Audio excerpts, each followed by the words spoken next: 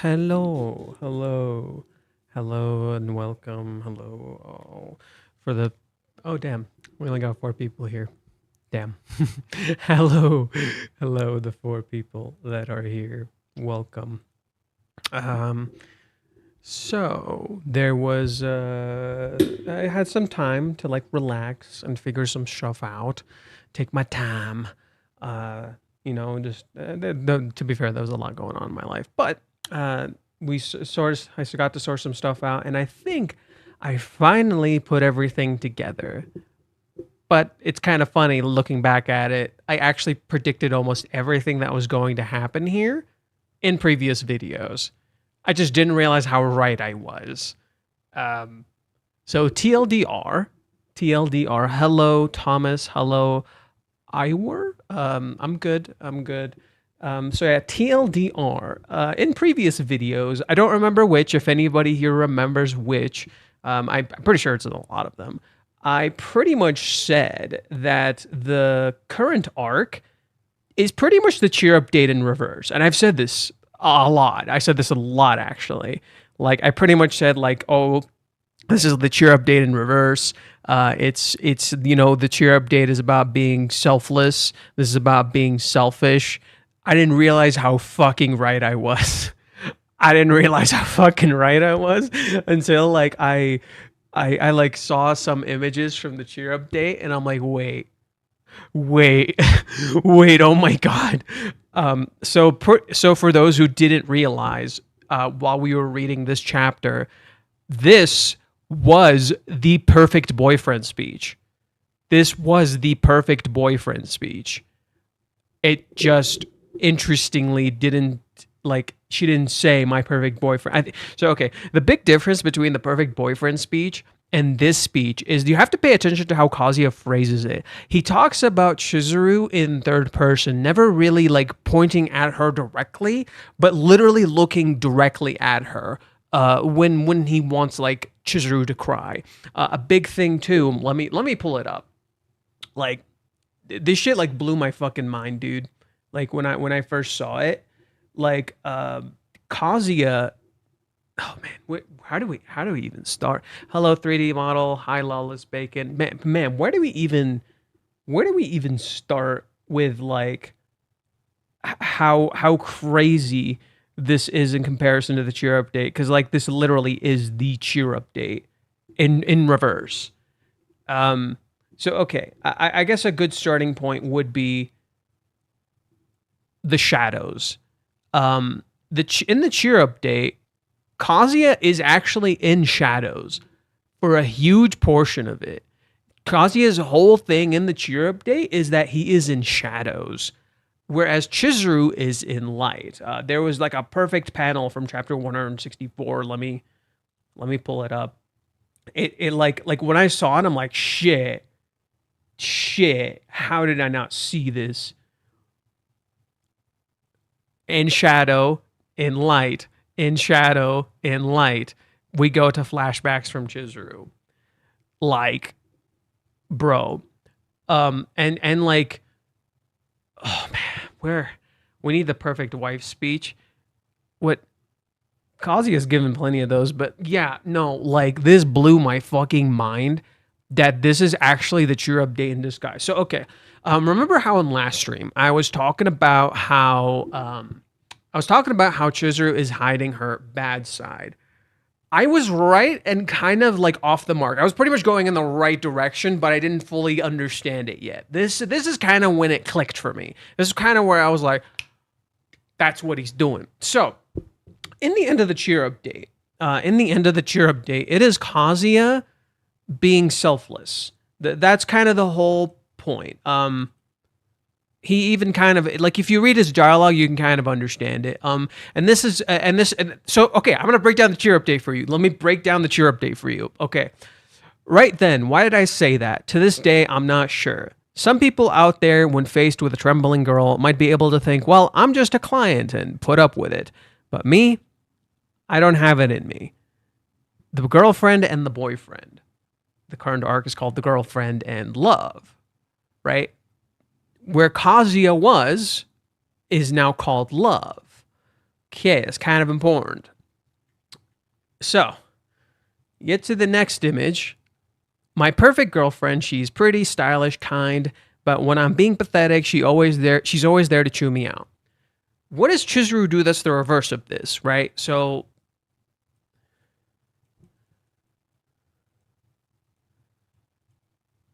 current day Chizuru fucks up, retracts. First thing, I was just thinking about how I haven't thanked you, huh? Thank you for falling in love with me. Okay. So she directly acknowledges him. Literally, you. But they do something similar.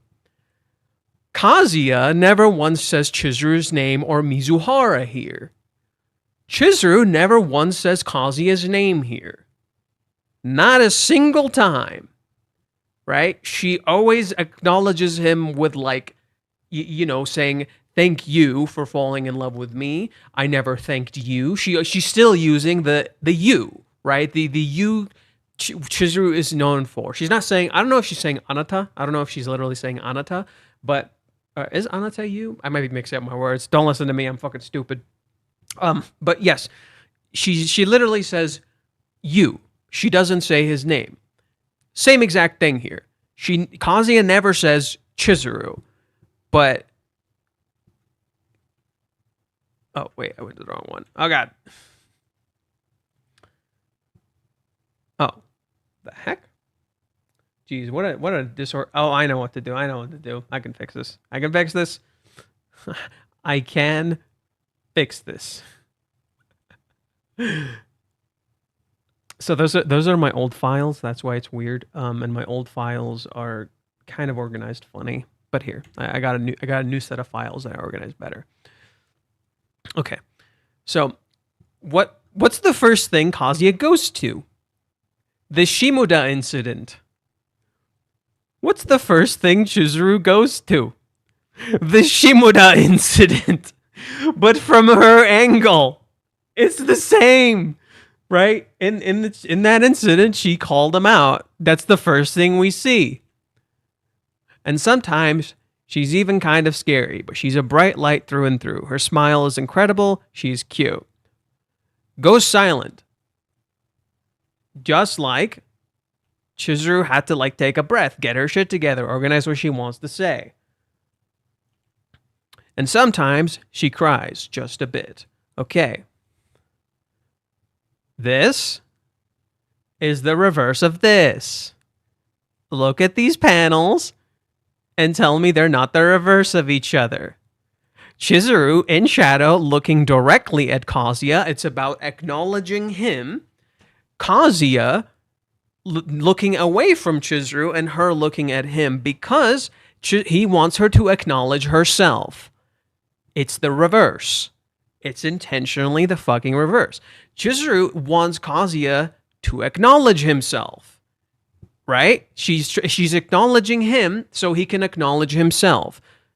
Kazuya is trying to get her to acknowledge herself, but it's not about him. This moment is not about him. It's about her letting it out. He's putting himself aside so she can be her real self. I think what's happening here that I didn't catch when we were initially reading this chapter is this. Chizuru is putting herself aside, which sounds weird and kind of counterintuitive considering she's talking about love. She's putting herself aside. In particular, she's putting her bad side aside. I compared this particular date to chapter 239. What I didn't realize is that this date is antithetical to chapter 239. Which shows how fucking stupid I was. I didn't catch that. So chapter 239's date after they meet in the 3-month time skip. Okay. It's already reversing the cheer up date, first off. Just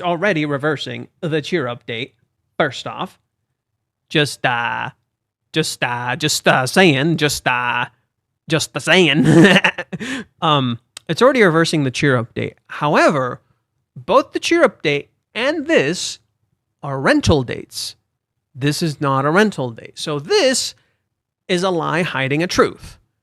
The cheer update is also a lie hiding a truth. This is a truth hiding a lie. What do I mean? What Chizuru is saying, almost every single thing Chizuru says in this date is true. Every single thing.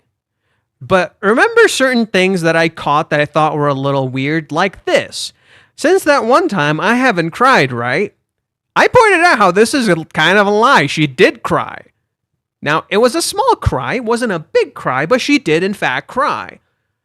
Chizuru is hiding herself, putting herself aside so he can be happy. So she can get him to feel joy. So she can get him to love her. Now, wait. What's the contradiction here? What's the problem here? If you go throughout much of the cohabitation saga, Kazuya doesn't open up to Chizuru. Not in the way that he opens up to Minnie. In fact, there's a chapter that highlights this kind of perfectly. It should be 300. It should be 301. 301. Yes, it is 301. They finish playing the game, and Kazuya imagines a helicopter, and Chizuru sees him like that. And it's something she created. She messed up because she wasn't clear about what she wanted. And what happens? Kazuya looks depressed. Kazuya goes to his room, yells at Minnie, and literally says, "What do I do now? Hey, Master, Chizuru's gonna hear you." She did, in fact, hear him. She caused him distress, and he couldn't open up to her about that. And then later, in chapter 302, she clears it up for him. How does this entire date play out? What did we say last stream where we were going through it? Chizuru approaches something a certain way, makes him feel uncomfortable. Kazuya looks visually, distressed in some way. He doesn't know how to verbalize it or argue or talk to her. And she has to clear herself up about her intentions because she knows she fucked up. She almost made that same exact mistake here, didn't she? Right? She almost made that same exact mistake here, didn't she? She started, she says, wait. And then she walks away, she takes a deep breath, she's like, I'm fucking this up. I'm about to do the same thing I've been doing this entire fucking time, which is that I set the wrong tone and I have to correct myself by saying, but don't take it the wrong way. So she catches herself before she even starts. And you're seeing that in Kazuya's face right here. He is panicked. He's freaking out. What is happening? Chizuru has to put herself aside in a lot of different ways here. In fact, that's something I predicted about this entire date as early as when they were eating goddamn pancakes. Pancakes. Take that in.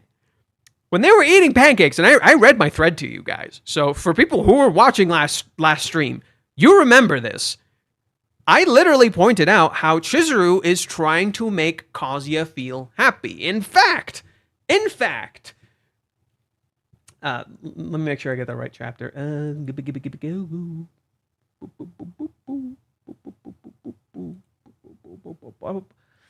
Where are you? Scooby-Dooby-Doo. Where are you? I hope I don't get DMC'd. There it is. Okay. They're ordering pancakes, and Kazuya, she's guiding me. She says this. She's guiding me instead. Chizuru is in control. She's trying to please him so much, she's taking his autonomy away. Chizuru is kind of acting here. Not in the normal acting way. The act is the truth. Which should be confusing. What do you mean the act is the truth? What kind of meta shit are you talking about? What I mean is that she wants him to be happy. So she's doing her absolute best to be happy and to make him happy. That is an act to hide the fact that Chizuru does not feel like Kazuya loves her in the way that she feels, or like she doesn't feel like she's earned his love because Kazuya loves her, but he doesn't open up to her, which means she's not worthy enough. This is literally what we talked about last time too, where we said, Chizuru literally said the line, only those capable of giving love are allowed to receive love. Well, what has she been doing in this entire arc? Giving love. What did she do in the end of this? I might be in love. She is giving him love so she can feel worthy enough to receive his love. But she's putting herself aside to do this. She is focusing on like a sense of duty, a sense of responsibility, something I've pointed out over and fucking over, that permeates the entire cohabitation saga. It is Chizuru putting herself aside so Kazuya can be happy. What is Kazuya's whole thing in the cheer update? What does he say in chapter 163?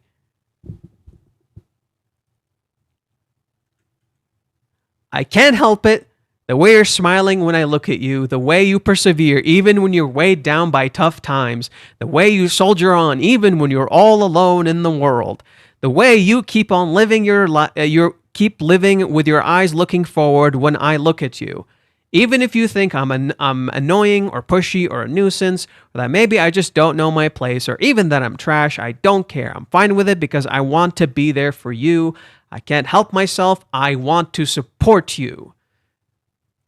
What is Chizuru doing in this entire date? I ask you, good friends. She's supporting him. Here's a perfect example. Here is a perfect example. This was the last chapter of the year, last year. And look at how it ends.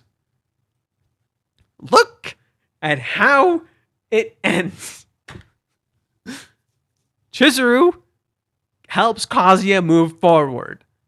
Chizuru is comfortably walking, looking back at him, telling him, this is the way, come with me. And Kazuya is struggling forward like a robot. Both of their umbrellas are closed.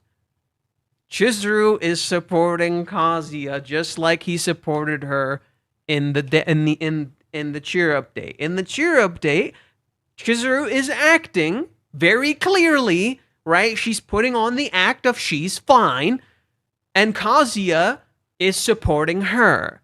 Kazuya is being his real self. He is supporting her. He is being there for her. He's doing things to help her relax and clear the air and be okay. Here, how do we start this arc? Kazuya is the guide, the escort, the rental, and he is putting on an act. A bad act, mind you, but he's putting on an act. In fact, they literally discuss this. Bada bing, bada boom, bada ba ba ba ba. Chapter 360. What happens?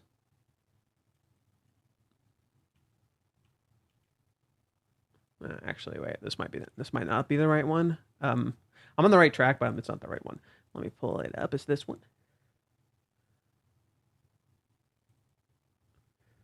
I want you to think that I'm cool. I want you to think.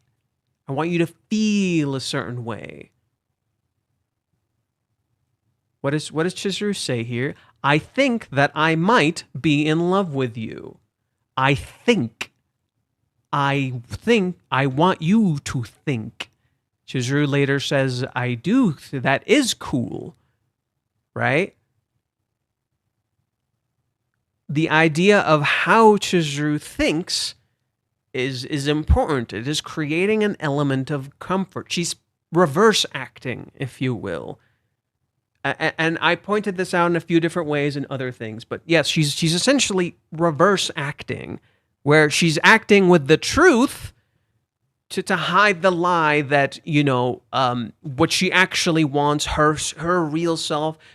Basically, Chizuru's kind of putting a lot of herself aside while also showing a lot of her real self. She's kind of burying certain aspects of herself for a particular reason. And that's kind of important, right? She's putting herself aside so Kazuya is happy, so this date goes well. And she literally does this in the end of this chapter that we were just talking about, right? I'd say something like that is pretty cool. Starts walking. Look at that strut. Now that I think about it, I might actually want some ice cream. I think,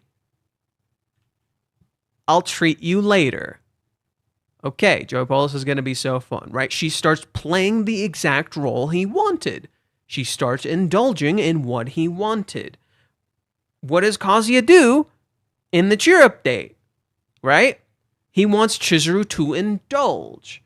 So she's like, if it's what the customer wants, I guess I'll do that. Here, let's pull it up. It's actually the thing I have in this thumbnail. It's the thing I literally have in this thumbnail.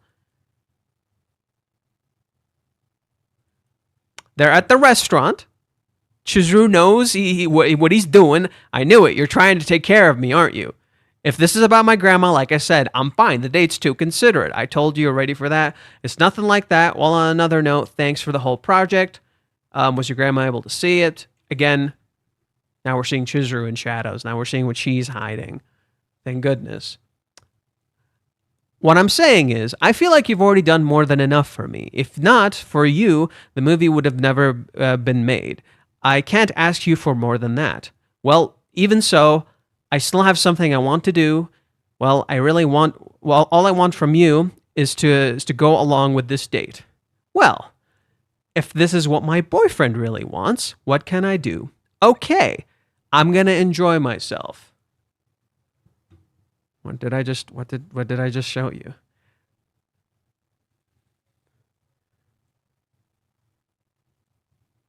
The events and literal, it's the same fucking panels in reverse. It's the same fucking panels in fucking reverse. Reishi, you son of a bitch. Reishi, oh my god, you can even see her outfit, it's fucking reversed. She's wearing the outfit Kazuya picked out. Here, she picks out an outfit perfect for him, and the outfits are literally reversed. The top is black. The bottom is white. She's wearing a skirt, not pants, or not shorts. And her top doesn't have a collar. Here, it has a collar. She has long sleeve with this one. She doesn't have long sleeves with this one. In fact, they're very light. It's the fucking reverse. It's the fucking reverse, right? Reishi, you insane fucking bastard. I fucking love him, dude. Jesus. Let me read some of the comments. Damn, Reiji, this some serious gourmet shit. Like she's emotionally and psychologically telegraphing. No, no, no, no, no, no, no, no, no, no, no, no, no, no. No. Chizuru is acting out of a sense of duty and to atone. It is her being worthy of this relationship that is the point. She's not telegraphing, she's adjusting based on what the client wants. She's being a reverse rental. She's adjusting based on what Kazuya wants, right? What does he want? How does he feel? Is he okay? Okay, is this what he wants? I will give this to him because I want him to be happy, right? The biggest problem right now with the relationship, in my opinion, is that Kazuya acts with want, Chizuru acts with should. She's acting with what I should do, what I am supposed to do. The flashback literally talks about this. The flashback is Grandma Sayuri telling her what she should do. You need to do this. You need to. Not do you want to. She's not thinking with want. She's thinking with what she should do. She's been acting on what she should do this entire fucking time, right? She's putting him first. She's doing what he wants. Here, this is a perfect example of when the mask got put on. I literally said this. We're gonna go to Kanojo 325 or 326. 326. I was off by one.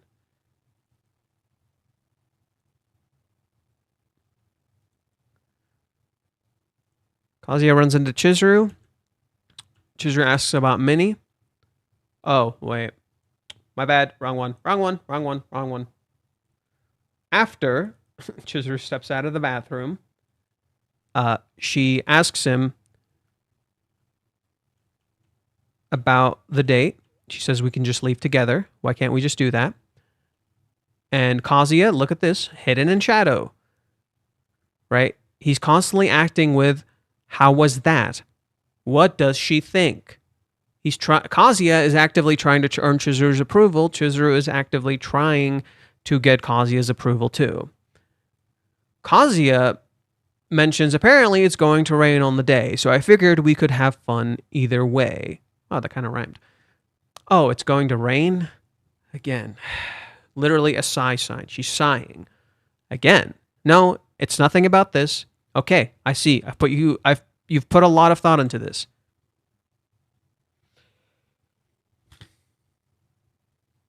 I'm going to take this off. I don't even need this. Why do I have this on? Screw it. Get out. Okay, let's do that again. Right? She put on a mask. Whether she realizes she did or not. But I am looking forward to it.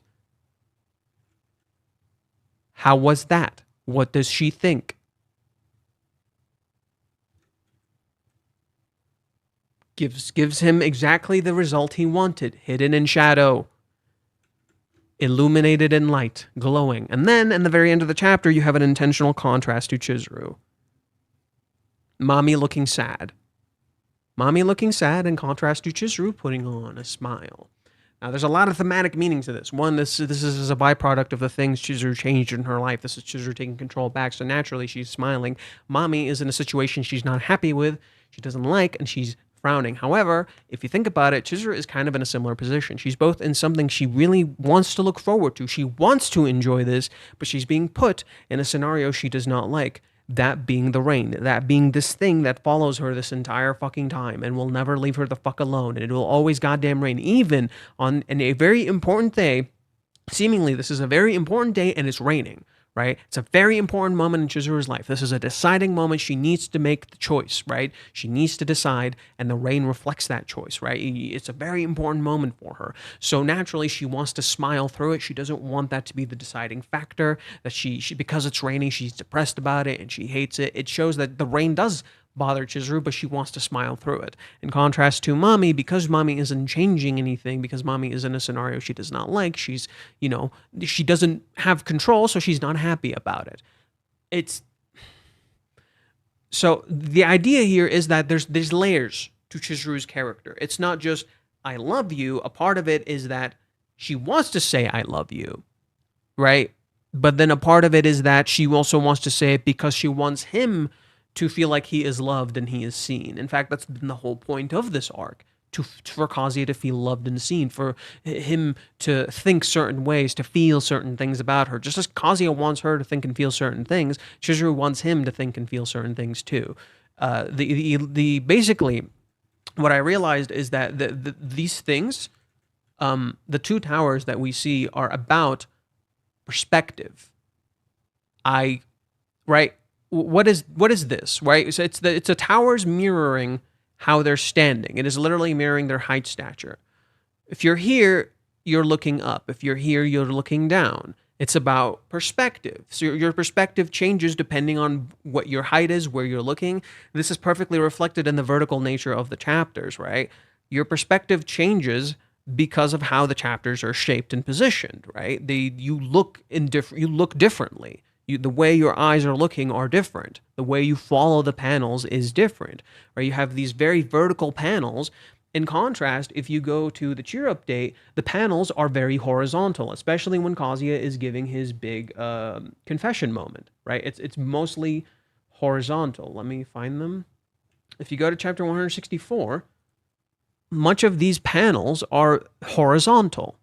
It's very horizontal in nature. Look at this. It's horizontal, horizontal, horizontal, and then you have these two vertical panels that mirror each other, where it's Kazuya looking at Chizuru. Horizontal, horizontal, horizontal, horizontal, and then another spread. Oh, and for those wondering, as I was explaining, Kazuya is being selfless here, which is why he does not hug her. It is not his moment. It is not for Kazuya. If he hugged her, he made it about him. Now, I get it. A lot of people were like, dude, just hug her, right? And Kazuya never explains outright why he doesn't hug her. But the point here is that this is Chizuru's grief. It is about her. It is not about him. The entire nature of Kazuya's speech is that it is not about him. It is about her. So he puts himself aside. He lets himself be in the shadows, and he lets her be illuminated in light, right? His back is illuminated, but she can cry here. She can let that out here, but she doesn't have to let everything else out. Kazuya is not allowed to hug her in this moment because it is literally about her. It is not about him. And this scene is supposed to be tragic, and it's the reason I'm not a huge fan of how the anime executes it. That it's not just, ooh, happy, cheery music. No, dude, this is literally a girl crying over literally her entire family being gone. She is the only one left. She lost her she lost her father figure, her mother figure, her literal mother. This is someone truly taking in the fact that they are alone and they lost the people who were most dear to them. And Kazuya can't let her be that, right? He can't hug her. Now, it does create a bit of a misunderstanding afterwards, but that's the point, right? In so doing, this being the reverse, is Chizuru wanting Kazuya to be selfish. It's Chizuru wanting him to embrace his selfish side, to embrace what he feels, to be selfish. But in so doing, she's putting her selfishness aside. She's putting herself aside. It's not about me, it's about him, right? That's why she's determined in the end. That's why she's so resolute in her choice and why she's doing, in contrast to Kazuya reacting. Look at how Kazuya is reacting in contrast to how Chizuru reacts here, right? It's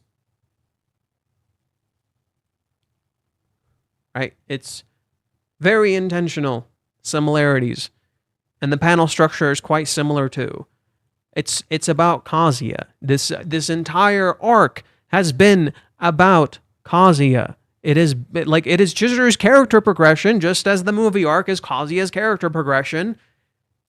But it is about Kazuya's dream. Just as the movie arc is about Chizuru's dream, the cohabitation saga is about Kazuya's dream. It is Chizuru making Kazuya's dream come true. right? It is about achieving that. That is the purpose of this. It's also about grief and acceptance, that Kazuya has been very hurt, and he's not letting a lot of this out, right? There's a lot Kazuya is just not letting out. He's not saying a lot. He's constantly trying to please her, see what she's thinking. And Chizuru starts kind of picking up on that, right? It's kind of important that the chapter 377, when Kazuya is about to leave, like he goes to these places, he feels like he's not allowed to be in these places, and she tells him to wait a second, it's okay, I want to talk right here. You see a real sense of desperation here in contrast to Kazuya. Just as when we start this arc, you see a real sense of surprise from Chizuru, but you don't see Kazuya's expression, right? It's the same kind of surprise, you just don't see it right away. What does chapter 162 look like? Let me find it. It's funny I say this because like these were like some of my first videos. I think I start like my first video was chapter 160 or something like that. Okay, no, that's 162, 163. Yeah. Oh my shit! Look at this! Look at this! This mirrors this! They mirror each other! Holy shit! Holy shit! Oh my god! Wow! Wow! That's insane! That's bonkers! That's actually kind of crazy. Wow! Reiji, you fucking mad lad. Holy shit! Yo, what? Wow! So instead of crying, we get a crash out. Ooh, Kazuya might cry. Because what have we been seeing in the background? It's actually super interesting that in the latest chapter, Chizuru mentions how she has not cried once since that time. Well, what has Kazuya been doing every single time something good happens?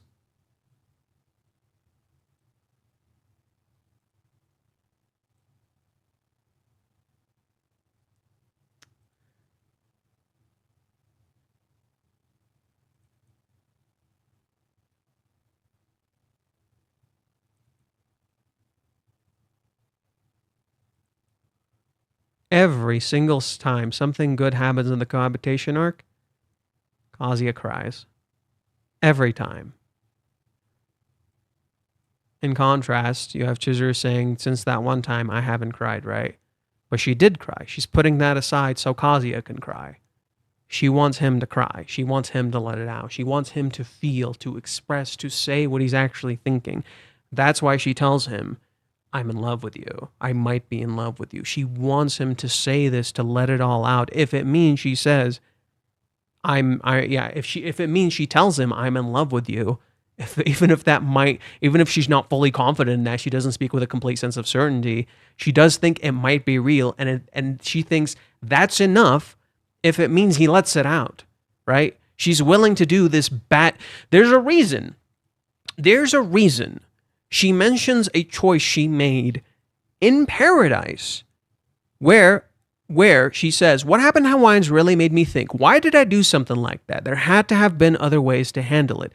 I made a choice that I could have handled differently, and I chose to handle it this way.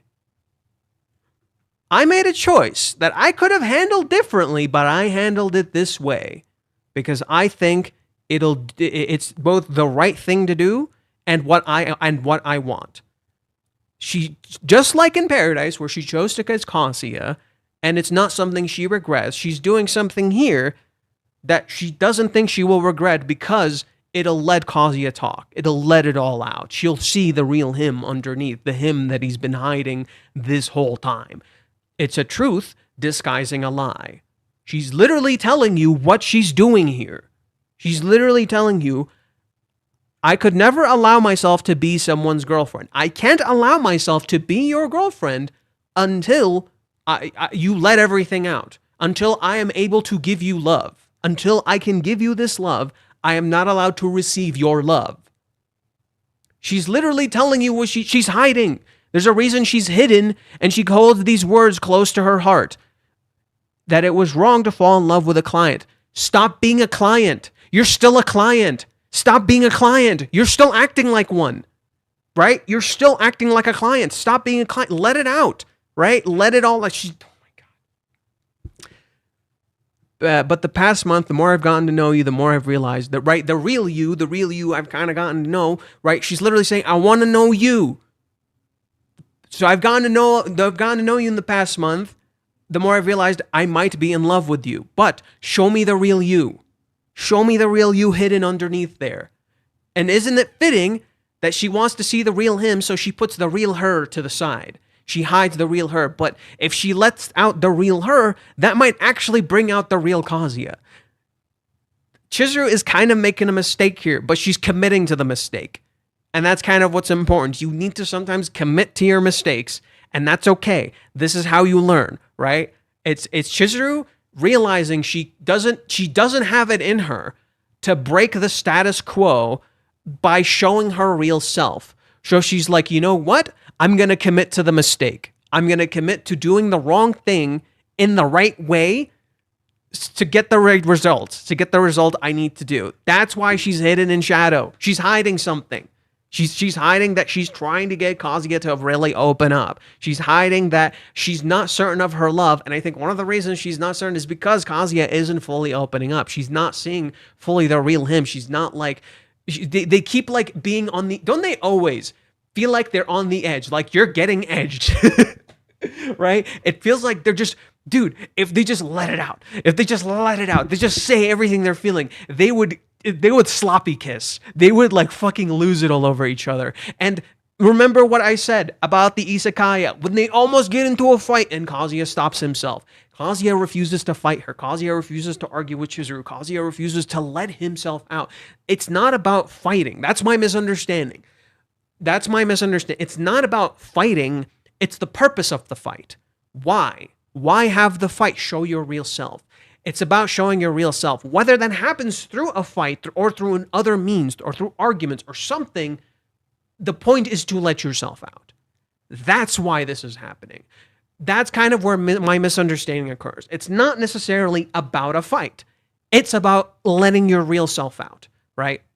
Chizuru wants to see the real Kazuya so she can maybe show her real self, the real self she's also hiding, the insecurities she never shows him, the insecurities he never shows her, the things they keep hiding, the things they keep secrets. Why do you think if we go throughout the cohabitation saga, it's constant secrets about certain things that they don't feel like they can show to the other person because they don't want to, wait for it, hurt them.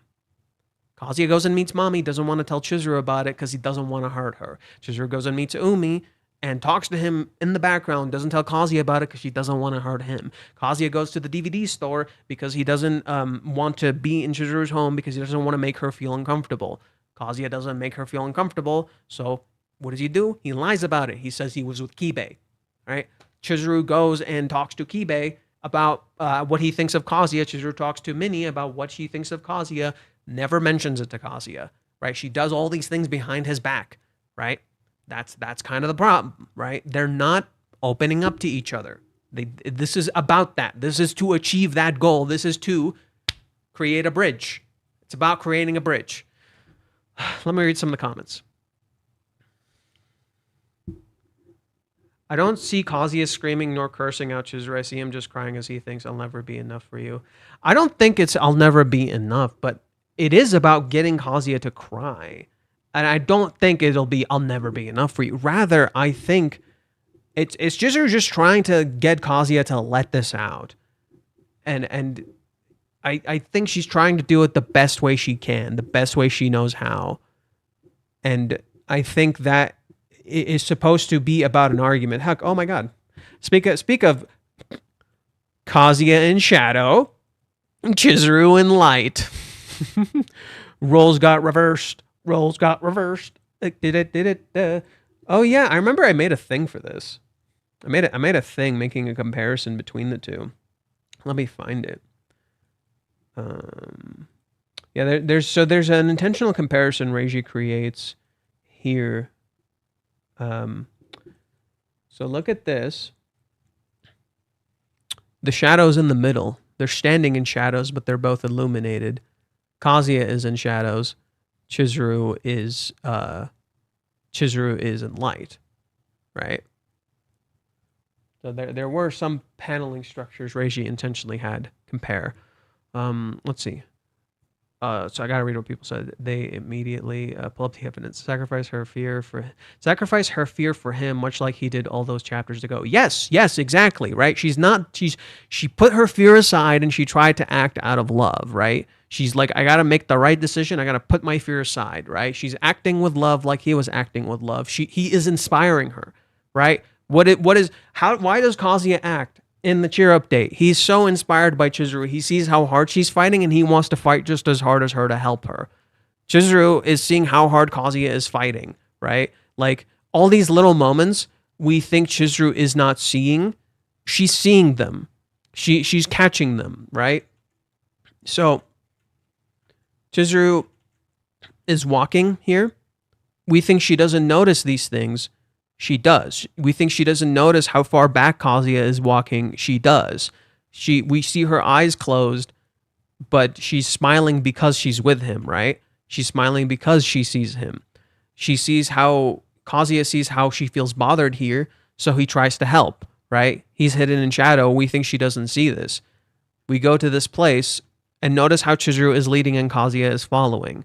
Much like how in the cheer update, actually, wait. Interestingly, Kazuya is leading, but he's walking behind Chizuru.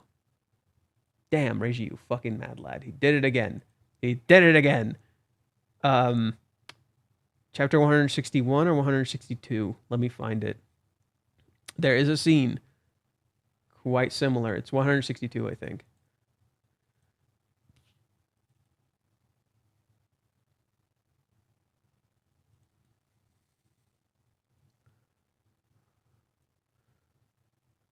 Aren't these two quite similar?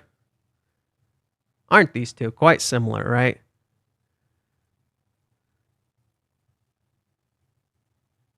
And then you get here, and Kazuya sees, and he realized he couldn't help her that entire time.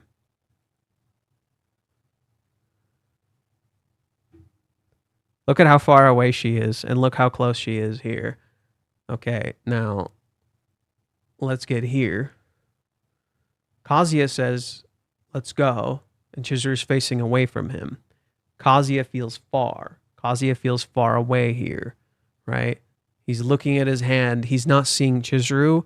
He's thinking of the distance, much like there's a literal gap and a distance between them. And then she does this. What is this? Interestingly, from the exact same chapter, it's this moment, but in reverse. It's, right? In this, there's a light on Kazuya's end and a shadow on Chizuru's end, and it's all shadowed out. And Kazuya maintains that distance. He keeps that distance because it's selfless, right? He cannot get close to her. He cannot grab her. He's not allowed to touch her, right? He's not allowed to touch her. It's not about him. Chizuru, in contrast, you have this sequence. Chizuru touches him. Chizuru reaches to him. Chizuru goes to his side, right? And instead of saying, like giving a speech, she says, wait a second, right? And then you get,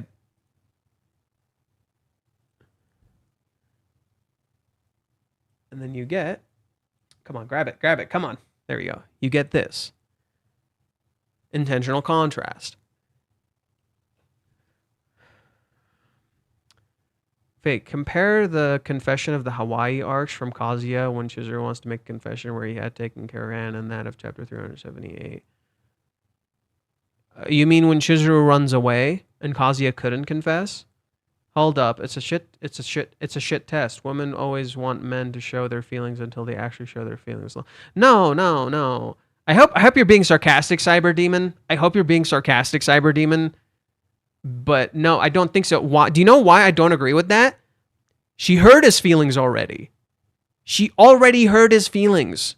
She already knows what he's thinking in certain times. That's why she's able to pick up on them. And okay, do you know why in this arc after she says something, just by looking at Kazuya, she can understand what he's feeling and adjust to that.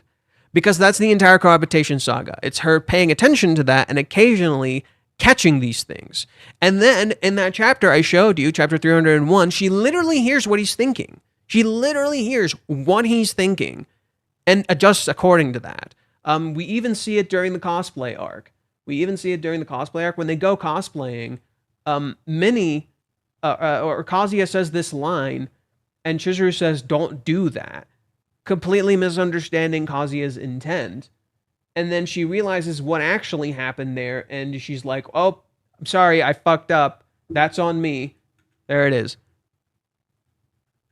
"Kazuya, you were cute. The cutest." She looks, "Don't do that." What? Kazuya looks depressed. This is so difficult. She sees him. She catches that. She's like, "If you're serious, that makes me happy," right? She understood he was serious because he had that glum look after, and he didn't tell her. He doesn't tell her. Kazuya feels like he can't fight back. Kazuya is in this scenario where he feels like he can't fight back. So what Chizuru is doing is removing the research. He's not being tested anymore. You're not being tested anymore. Tell me. Okay, there's no more test anymore. You've earned my love. You're at that point yet. You can do it. Okay, tell me. Tell me. Say it. Say it. Say what you're thinking, right? It's literally Chizuru, like, hearing and knowing everything Kazuya is thinking, but he won't say it. He won't say it, right? And throughout this date, what is she doing? She's slowly getting him to say it by saying what she's thinking, right? She's building a bridge. She's building a safety net. She's like, "Okay, you can say what you're thinking, right? I'm not going to judge you because I'm saying what I'm thinking and you're not judging me." And right, I'm like, I'm opening up to you. Because she's essentially getting him comfortable to open up to her until the very end so she can hear everything. She's creating a scenario so she can decide. This is the huge, big fucking lie about this. This end scene, this is my bet, this is my pet theory. This end scene isn't Chizuru confessing. Why? It's Chizuru creating the scenario to confess. It is not Chizuru confessing, which seems kind of crazy and doesn't make any fucking sense. But that's what I think it is. It is Chizuru saying, "I might love you," not "I love you, I might love you." So he opens up, says who he is, she sees the real him, and she feels like she has earned his love because she gave him love. So now she is worthy to say, "I love you." That's what I think it is. That's what I think it is. Just as it was Kazuya creating the scenario to allow Chizuru to cry. It is Chizuru creating the scenario to allow Kazuya to cry. There's a reason she is resolute, and it looks like Kazuya's facade is cracking. The mask he's wearing is cracking. She's using a mask to make his mask crack. It is a truth hiding a lie. That is her big lie, I think. That is my big final bet, okay?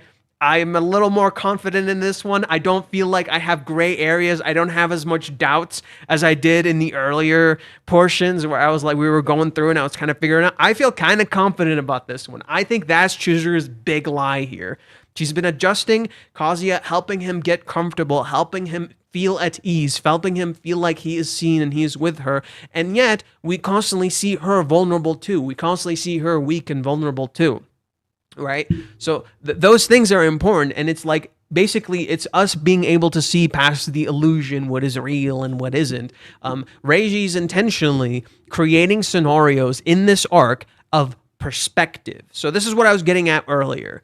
This element of perspective, being this thing that we're seeing here, these things are perspective, is because there is a big illusion in this arc. This arc is all about illusions.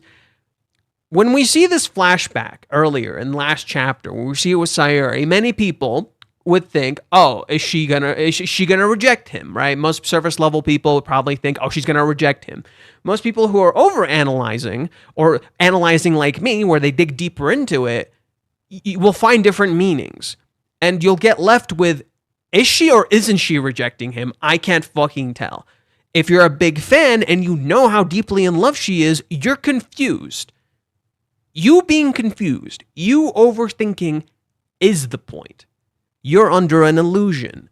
So, I remember some people I was talking to said that after this flashback, it should have just been all about Chizuru, right? The whole point should have been about Chizuru's answer. We shouldn't have gotten to hear Kazuya's thoughts.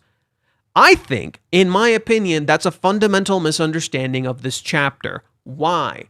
Because this is a misdirect. It's meant to elicit fear. So naturally, what do you do when you're not sure about something, when you're getting negative signs? You overthink. You start seeing the bad stuff. You're like, oh no. Kazuya is actually reflecting back at you what you're supposed to be thinking or what you are thinking, right? It's fucking with you on purpose. It is by design messing with you. You're under an illusion and you can't fucking tell. He is messing with us. It is about perspective.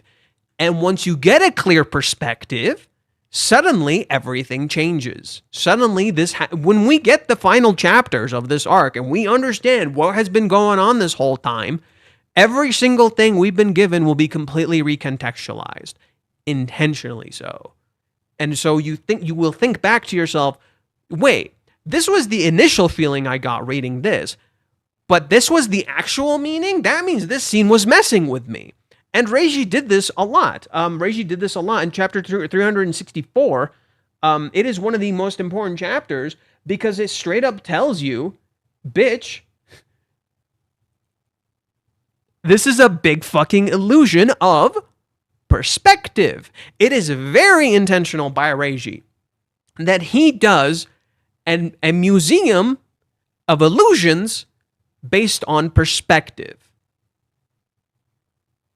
If you tilt this, suddenly it doesn't look like that anymore. So this is the real thing. And this is just a wall. Do you see the wall up here? It is very intentional by Reiji that he shows us this, that he shows us Chizuru acting like she's afraid, like she's under a glass, when in reality it is literally an art museum. It is about perspective. Perspective you don't have when you're reading this weekly, when you're just interacting with it, when you're not thinking about it, when you're not putting together what he's trying to show you. He wants you to be lost. He is literally telling you actively, I'm fucking with you, and you don't know what I'm doing. And that is the point. He keeps giving you certain signs, and you're meant to be confused. So like, do you know why? Like, okay, throughout all this, Chizuru just feels like she's confessing the entire fucking time. And yet, somehow, when we get to the end, we still get the feeling that she might reject him? How does that make any fucking sense? Right? It's intentional to mess with you. For example, here's another illusion. Chizuru's questions here are not about Kazuya. It is actually to get Kazuya to fully open up. They're extremely personal in contrast to Kazuya's questions, which are not very personal, which are just kind of offhand questions. It literally reflects where they are. Chizuru's trying to get him to open up completely and get very personal and give his answers, in contrast to Kazuya, who's asking very interpersonal questions, right? Just kind of creating the leeway to allow her to. Every single question Chizuru asks, Kazuya does not give a clear answer. Kazuya does not give his real answer. Not once. Now, the only exception being when she asks him about cheating, where he doesn't really know the answer, and neither does she. But they kind of have an idea of what it is, right? They have an idea of what cheating is, but they don't have an answer. But almost every single time, Kazuya can't really give her an answer. And he can't really tell her. Almost every single question she asks, he can't really give her a clear answer. Or like he tries to give her the right answer. When there is no right answer, it's what you feel, it's what you think, right? The only time, basically Chizuru keeps hearing what she doesn't want to hear because she already knows. She already knows the things people tell her. And she's just trying to get to know Kazuya, the real Kazuya, the Kazuya he's hiding underneath. That's what she wants to get to know, right? And the thing is like with Kazuya, it's both the real him and the secret him.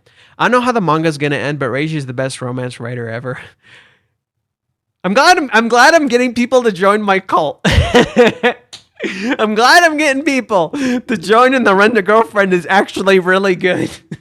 I'm glad I'm fucking like turning people, dude. I'm glad more people are like starting to appreciate this manga like I do, because this dude is bonkers. He is fucking with us. He is messing. He's so good. Reiji is so good. Holy shit. But yeah, for example, and so like the big illusion in this question that the flashback misdirects you from is that what Chizuru wants. Okay. So we get a lot of flashbacks in this arc. I think we do. Like we get this flashback, and we get the one with Sayuri. Is there like a few other ones that I'm forgetting off the top of my head?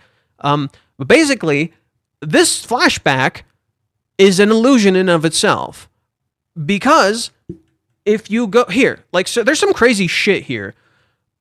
This question Chizuru asks is actually about what she wants, and she wants Kazuya to feel the same way and to accept that.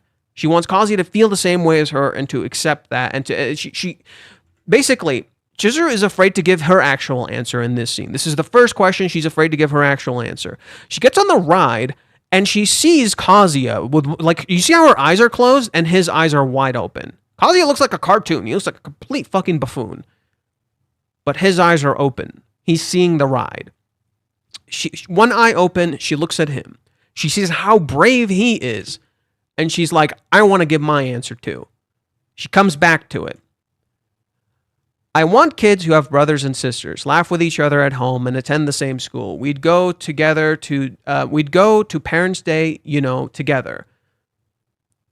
This girl looks exactly like how Chizuru does. Exactly. In fact, there is, oh man, y'all aren't seeing shit here. You're not seeing the crazy shit Reiji's putting down here.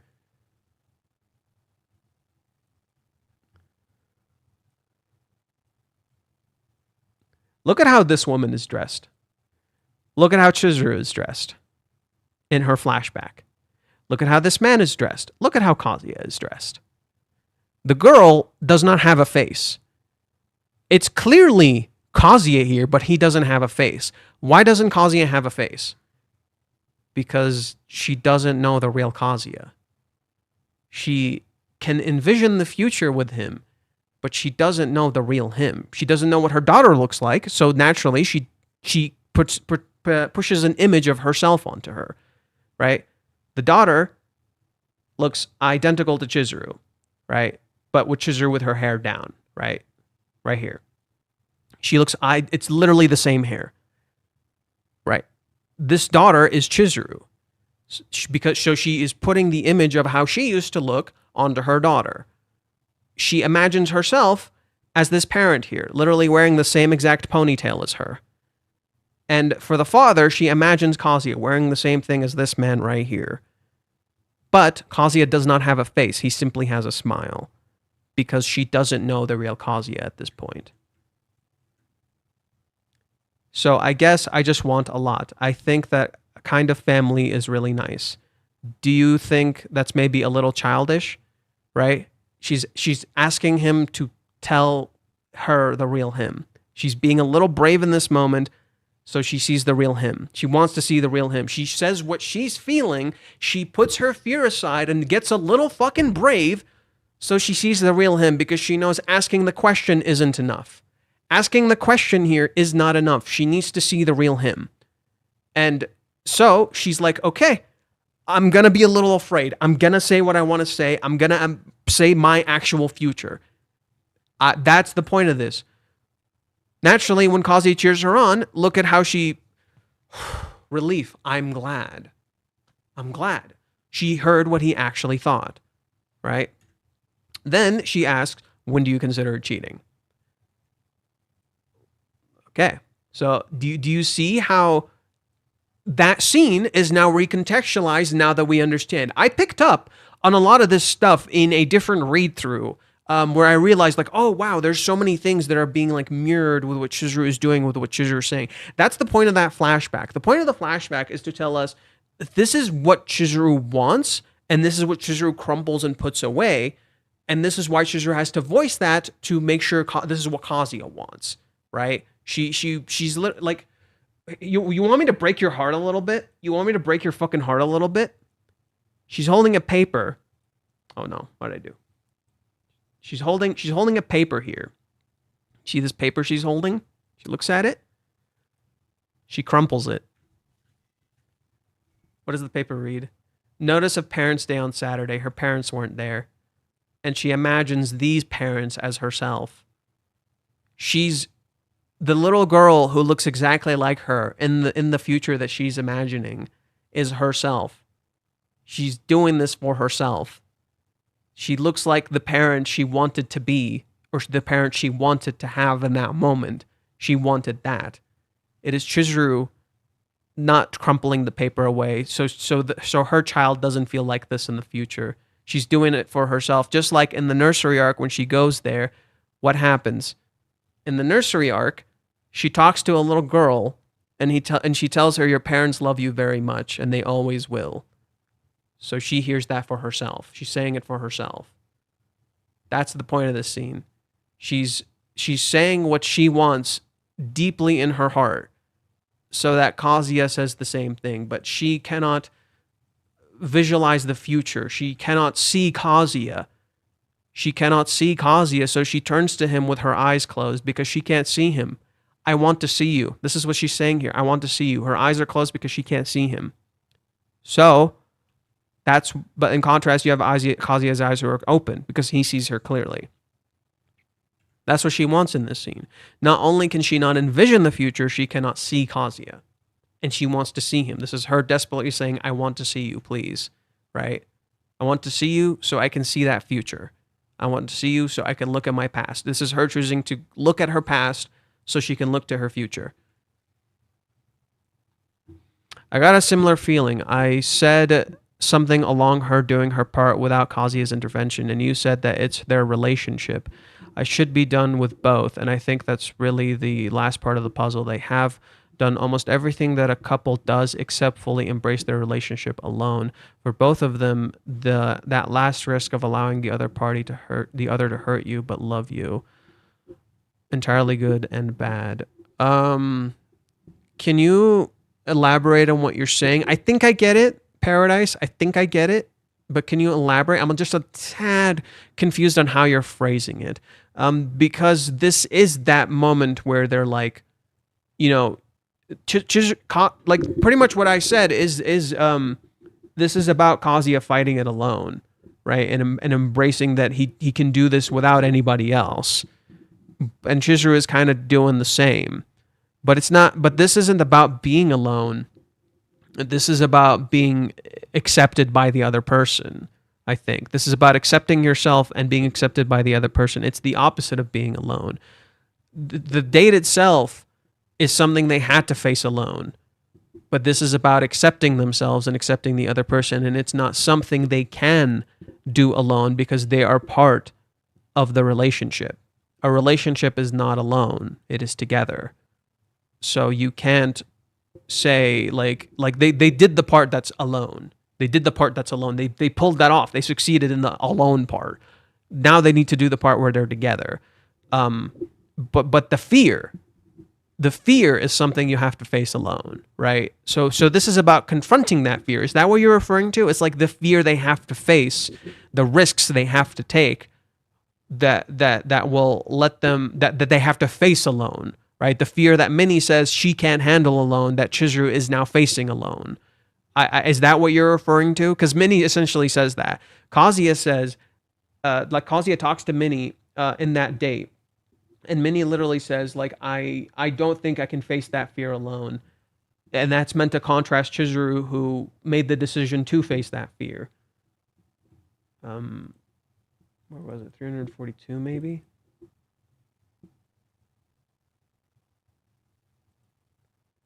Chapter 41.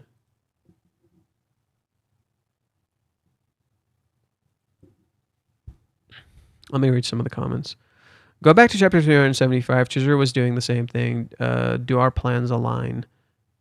Yeah, kind of. If you're referring to that chapter, Chizuru probably feels responsible for making Kazuya feel scared to open up to her with the fear of being rejected by her after her research. Yes, correct. Chizuru feels extremely responsible for everything Kazuya is currently going through. Because of the 3 month time skip, because she felt she used him prior, because of how she communicated and how she acted, she feels very responsible for that. But she's not entirely responsible. I think that's the wrong way to get into it, and Chizuru is trying to remove that before getting into the relationship, so they can get into the relationship the right way. And she doesn't feel like it's enough to say to Kazuya, just please open up to me, because when he did that for her, she didn't open up. So she knows that's not gonna work. So she's taking a gamble here. She's taking a gamble, and she's like, okay, I'm going to do this as a risk to get him to open up to me. I want him to open up to me, to let it all out, to show me this side. And this is the risk I'm willing to take. And if he realizes, I might get rejected, right? If he realizes I did this, I might get, maybe she's thinking that. But like, it's that fear that it could go wrong and you could hurt him. That fear of hurting Kazuya is the thing she's afraid. That's the risk she's taking here. She doesn't want to hurt him anymore, but she has to take this way that's risky and could hurt him in order to get the result that she wants. That's why this scene is as it is, right? Like, that's why she doesn't want to hurt him, but she's taking this messy approach that is contrasting in values that they will not agree on their values for, but might get her the result that she wants, to where she can feel confident to say I love you. It is literally like she did in Paradise, right? She's lying until she can make it come true, right? She's lying until it comes true. But she's lying with truth. She's lying with truth. That's the crazy part. She's lying by saying a truth. Chizuru probably feel okay that we said that. So she is trying to fix this but she isn't getting to her point across to Kazuya getting. No. I think she's doing it is a leap of faith. And she's doing it in a way that is getting her point across to Kazuya. In fact, most of the arc is her confessing to Kazuya, so she is taking a risk. She's trying to create a scenario so she can make the decision. She's taking a leap of faith now so she can see the real Kazuya. Yeah, essentially, yeah. So Kazuya asks Minnie, do you have a boyfriend? Or don't you have a boyfriend? What are you asking that for? I'm curious. You seem like you have a lot of friends. I wouldn't be surprised if you had one. Do you think I have one? After living together? Well, I have a lot of fun with my normal life, so it feels pretty whatever not having one.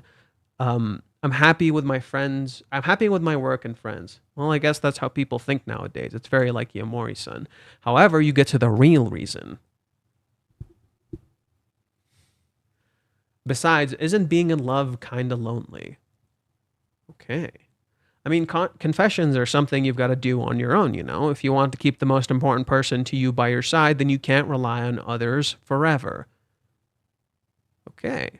Is this sounding familiar? Chizuru has to do it alone, right?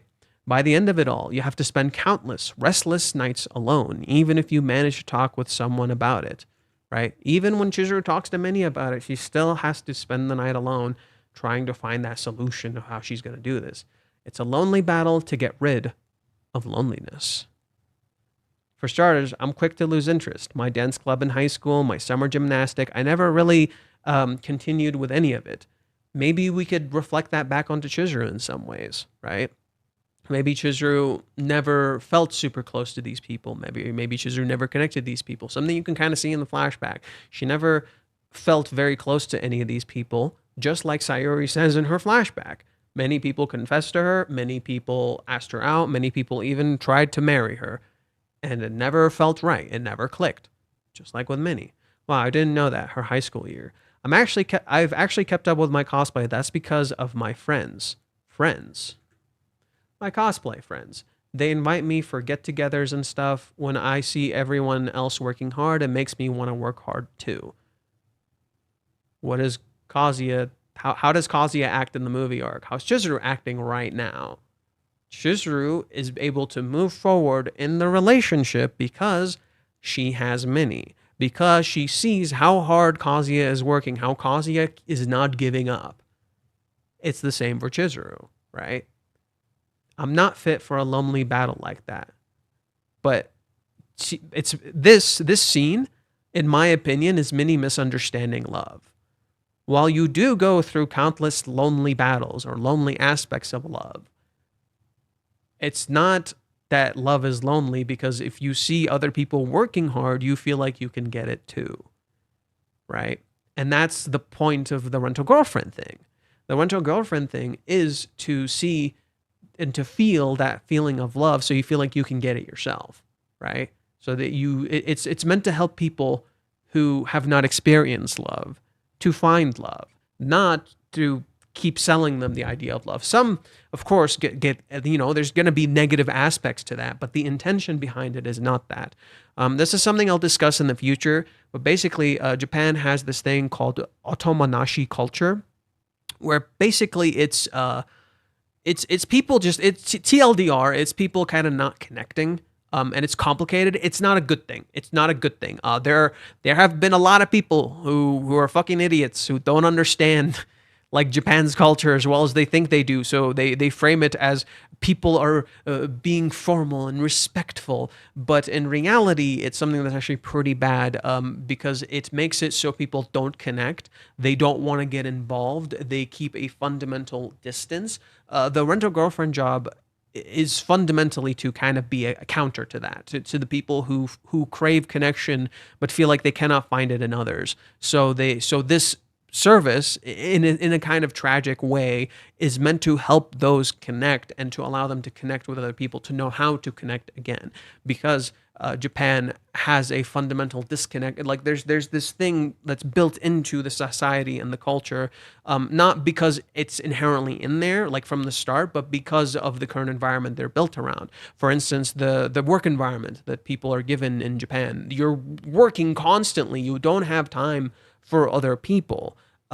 This makes it so the collectivist nature of Japan becomes warped, where rather than being basically, in my opinion, I believe all cultures should both be collective and individualistic.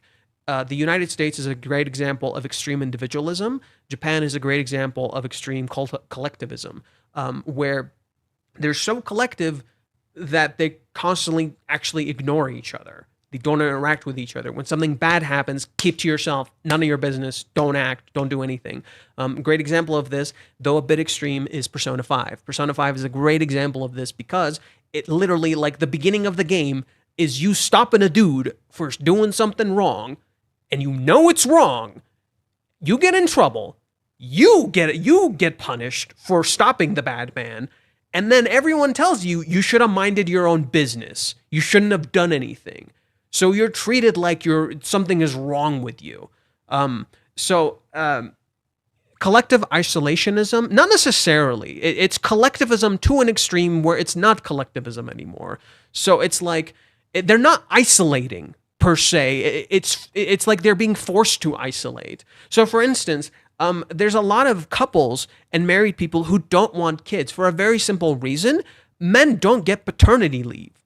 So when women get maternal leave, that's great, but they barely see their husband. Their husband can't help, so they have to raise the kid, and then they also have to work. It's a very terrible combination of things. And so in a lot of ways, when people don't realize, oh, why is Japan's birth rate falling? It's because the very nature of their environment almost incentivizes people to not have kids, right? Like they create, their government creates all these magical solutions to allow people to have kids, but doesn't solve the actual problem. They don't solve the actual issues that are making it so people aren't having kids. Because pretty much all of the good shit that they put out are for the elderly who are dying, who don't need this shit.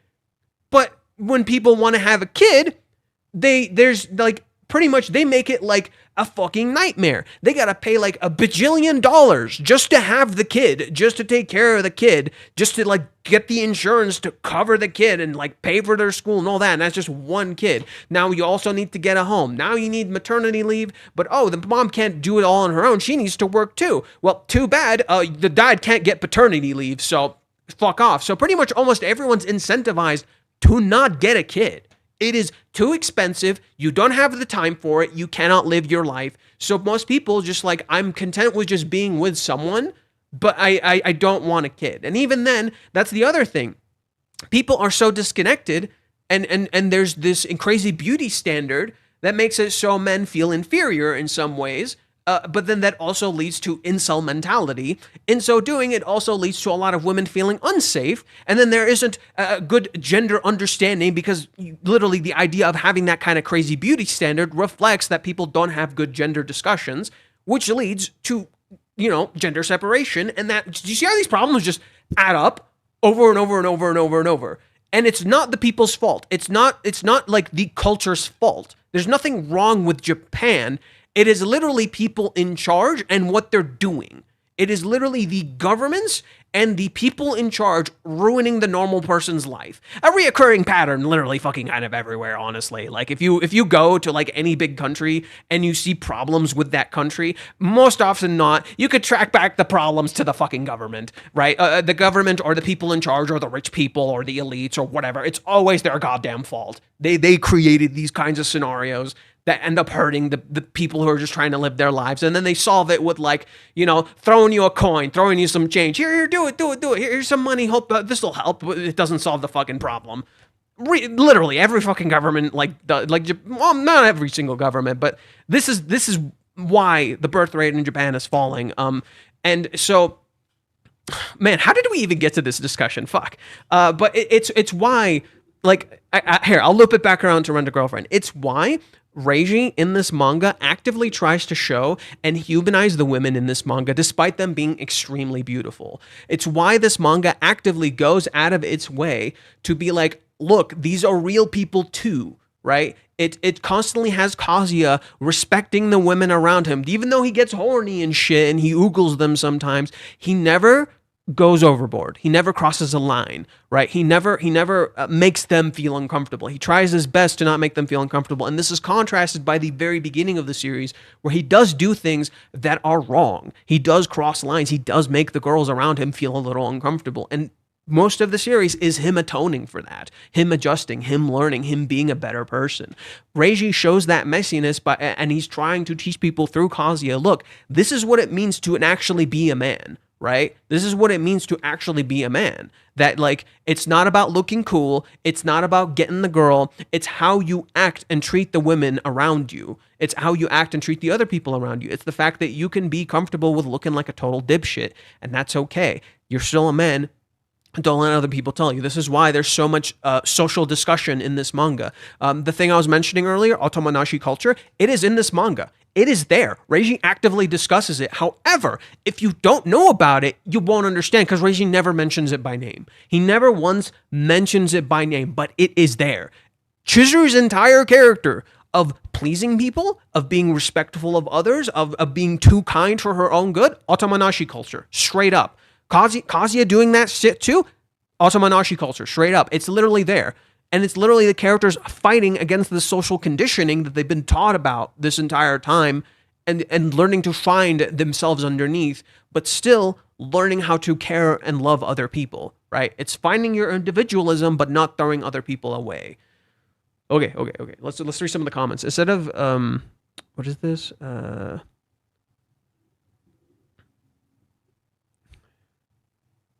I think she's also terrified because she doesn't know the full Kazuya of what she may unleash, not domestic. No, I don't agree. So for this one, Lawless Bacon, I can show you a perfect example of how she knows Kazuya is not dangerous. She knows, so basically, like, pretty much the entire cohabitation saga is her learning that she can completely trust Kazuya. And seeing and learning all of, basically, she already knows the real Kazuya. He just hasn't said it. He just hasn't shown it. He hasn't spoken like the real Kazuya, if that makes sense. But basically, what she says here, where is it? The line she says here is the truth.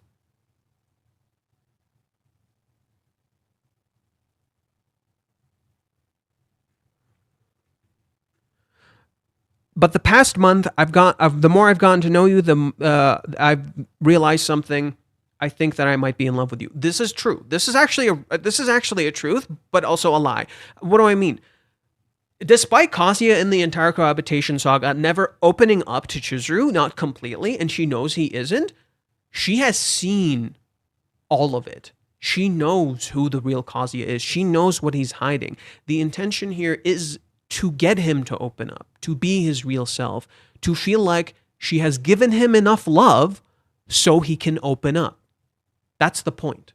To give him enough love so she feels like she deserves his love.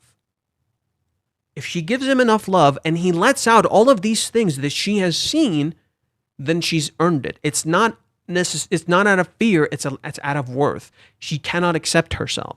And if you here's a proof that the whole thing with Kazuya, that she's already established like a sense of trust with Kazuya, and she knows he won't do anything. And it's chapter, I think it's 275 or 6. 276. This one. When they're on top of each other in the closet. She tells him, you can lean on me, already showing she trusts him. Kazuya is losing his mind. He wants her. I want all of you. He wants to let it out. That scene looks bestial. Like he wants to let out a monster. He wants to consume her, to eat her, all that, it's eat her. Yeah, no, don't, it's sexual. Yes, that's the point. You get it. Whatever. Get it. Fucking shut up. Stupid fucking chat. You guys didn't even say anything back and fucking think it. I can hear you. But he doesn't let it out. He restrains himself to the point of passing out and getting a nosebleed. So she takes off her jacket and says, I'm sorry, but look at him. Just his upper half looks like it's bigger than her. Kazuya is huge. And there's a reason in this arc. Reiji intentionally references. Let me find it. Is it 273? No, 274.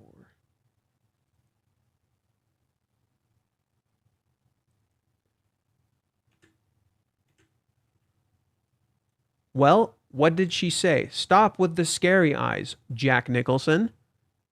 Who the hell is that? Oh, really? You need to see The Shining at least once in your life. You should get on that. Who cares about all that anyway? Here's another reference to The Shining. It's important that Reiji intentionally references The Shining, a film about domestic I'm trying to say it without YouTube getting mad. Domestic bad things where people get hurt. There you go. He intentionally references it. However, in the entire time, Kazuya, despite looking like Jack Nicholson, and with Minnie literally saying he looks like Jack Nicholson, who's the main bad person in that movie, is not the villain. In fact, he's intentionally framed as the victim. Where is it? Let's go to chapter 275.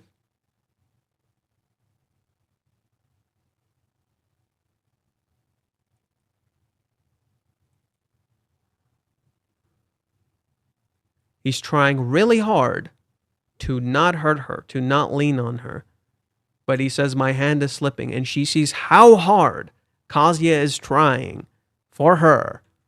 And she says it's fine. And he falls on her, and look at this. Isn't this the screams of someone getting killed or murdered or, the bad stuff? Yeah.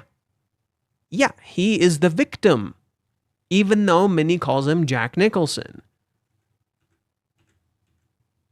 Chizuru never felt unsafe with Kazuya. Not once. She feels in the wrong here. Kazuya couldn't let it out, and and she feels bad because Kazuya couldn't let himself be. She sees how hard he fought for her to not let it out. And that makes her love him more. See how she's learning in this time how much she actually cares for him, but she doesn't feel worthy to be loved by him because he cannot let it out. He cannot let this stuff out, which is not good, right? Okay. Let's see. Where were we? Collective isolation. Okay, I really thought Persona was a racing game. Oh my god, what? Instead of afraid of the real Kazuya, I think she's more afraid of Kazuya rejecting her as she doesn't know what Kazuya's tolerance of her true self. Yeah, yeah, she's not afraid of Kazuya, she's afraid of being rejected by Kazuya. Yeah, and this is something we were saying earlier. That was the point. Yes. That's oh my god, my original theory came full circle. This is Chizuru preparing to get rejected. She's taking that risk of getting rejected. She's fucking risking it. Oh my god.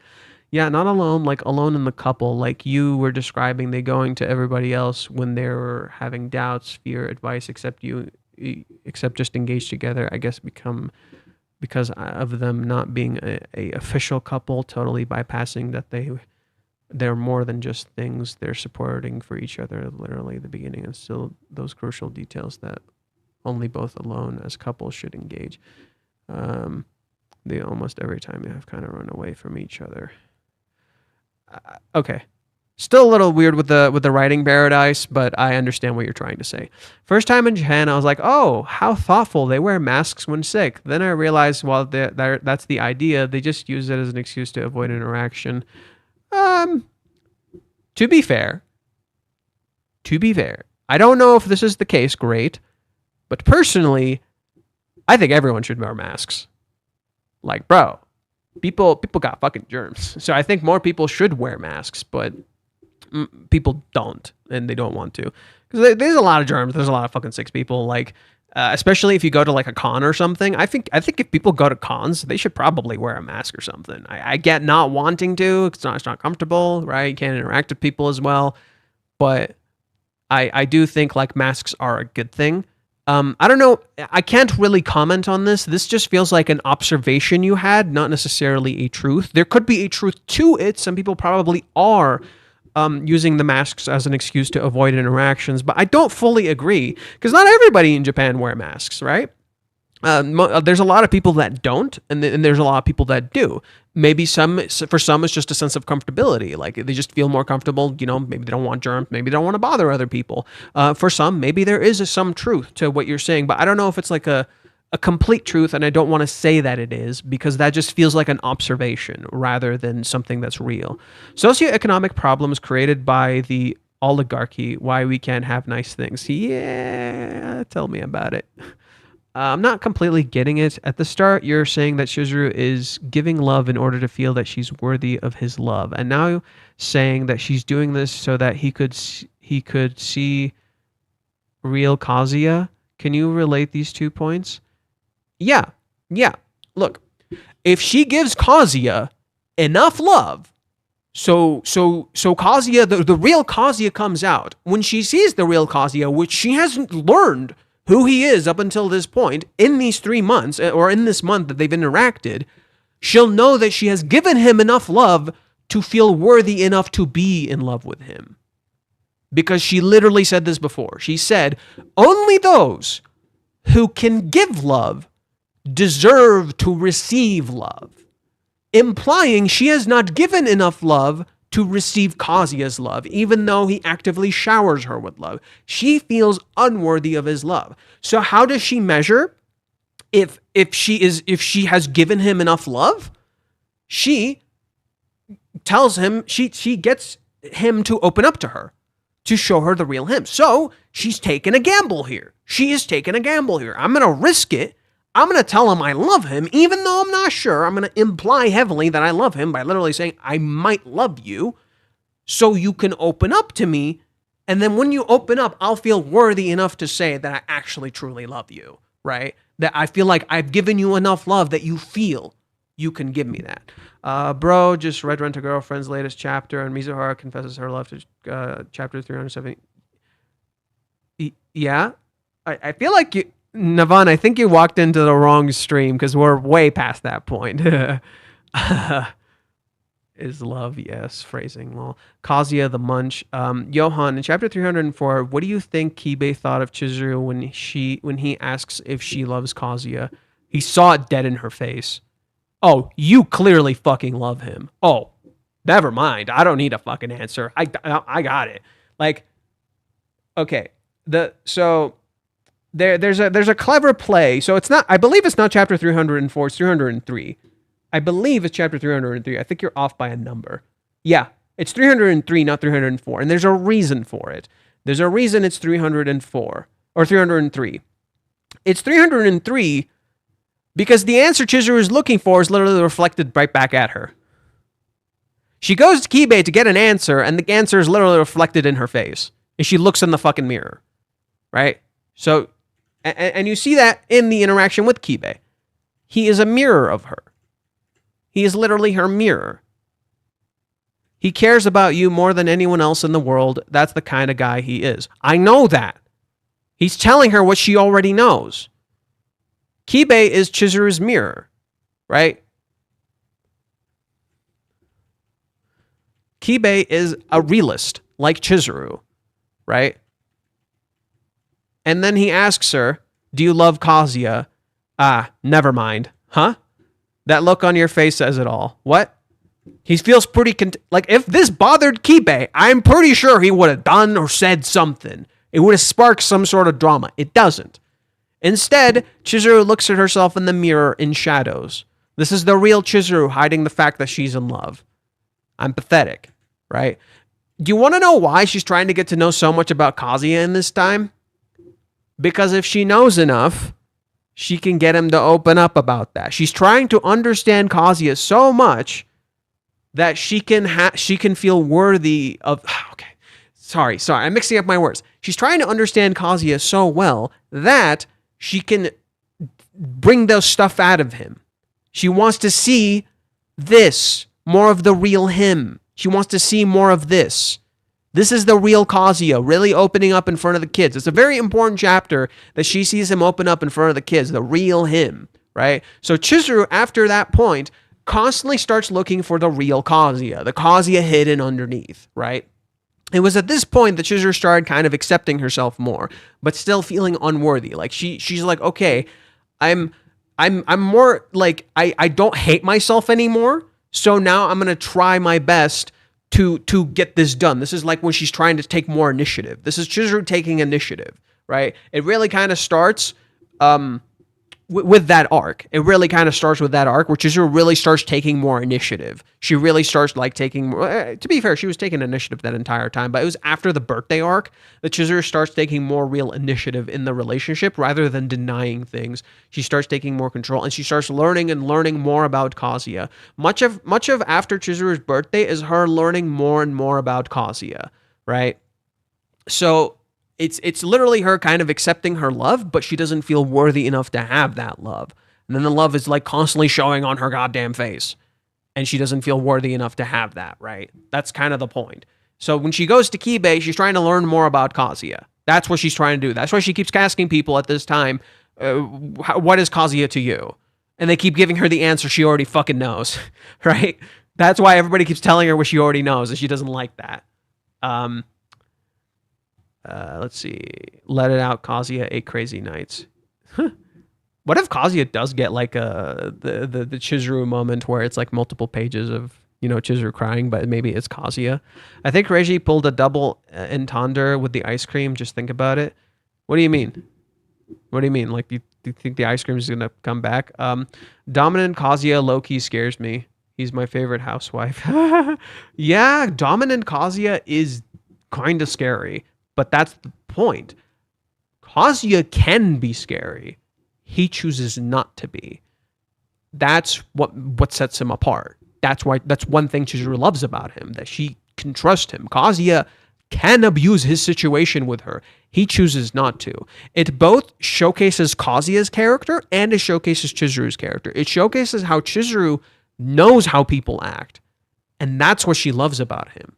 And it showcases Kazuya is aware of his own strength and what he has, and yet he chooses to control that. He chooses to not use that against the women around him. He chooses not to be forceful, to not force scenarios, to not make them uncomfortable, always. That's one of the core reasons the women around Kazuya love him so much. Because Kazuya is super respectful of the women around him. He may not look it because we're constantly in his head perspective, but Kazuya is extremely respectful of the women around him, like almost to a fault at times. Like, yeah, he'll do stupid shit sometimes, right? Like, he has desires and feelings and he acts on those. Case in point, Paradise Arc. You can see a lot of times like Kazuya acting on those. However, those are intentionally morally gray.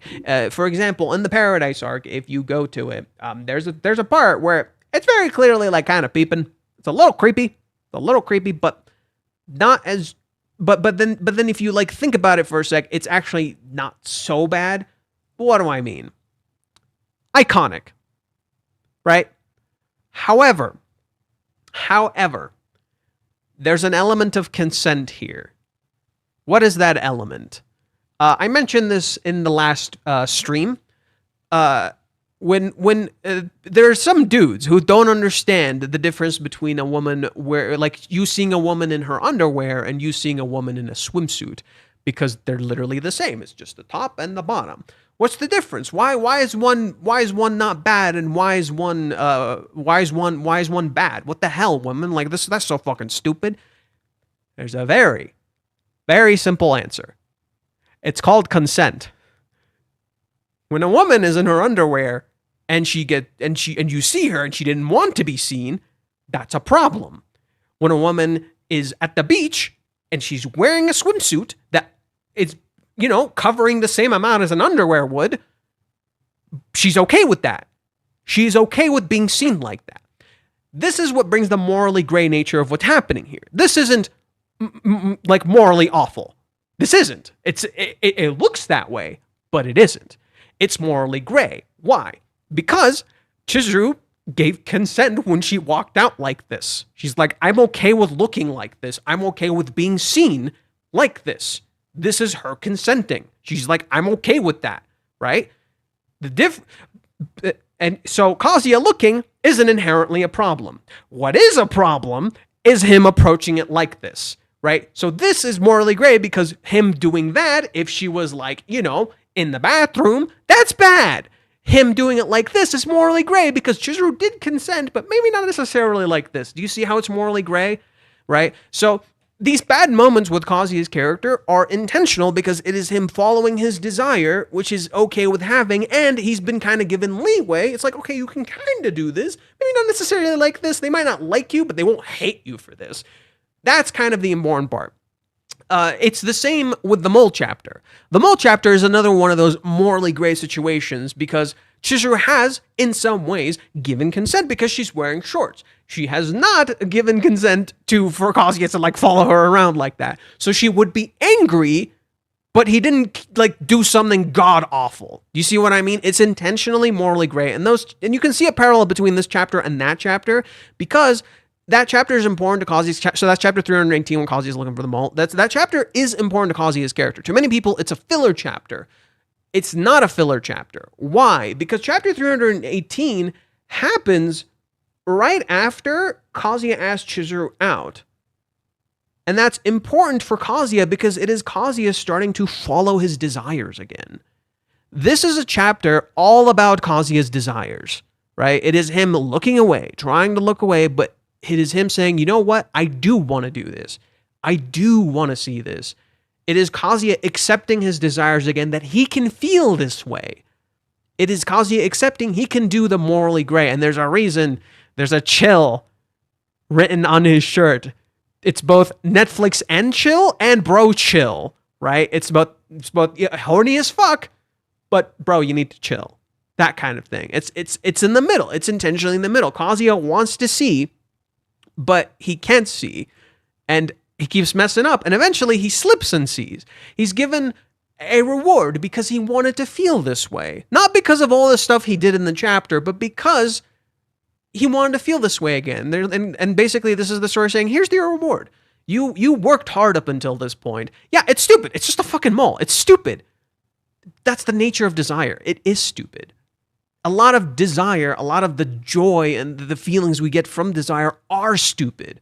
Like, it's okay for it to be stupid. Reiji is okay with showing the stupid crap because it is a part of who we are. So, like, if you embrace the stupidity, that's okay because at least you're embracing yourself. That's kind of the point of this. So Kazuya, when he slips and finally sees it and makes a huge fucking mess, at least he was rewarded because he tried, right? He tried to follow his desire. It's morally gray, but at least you follow through. And it's this kind of nuance that I think people will kind of miss. So like what Kazuya does here to a lot of people, they'll only see the morally bad side of it, not, the morally middle part of it, right? Where it's like there is a morally good side, which is Chizuru has dressed like this, showing comfortability around Kazuya to dress like this in the first place, that Kazuya can look for this, right? So if Kazuya was like, peeping into her room, that's bad. But Chizuru has given consent by dressing like this in the first place, which shows comfortability. Kazuya lives in the house with her, which shows comfortability. You introduce that nuance into the equation, and it kind of changes things. They're more like close people who connect and probably wouldn't hate the other person's guts. However, you do this to a stranger, you invade their private space, now it's a problem. There's a reason this happens in a public space.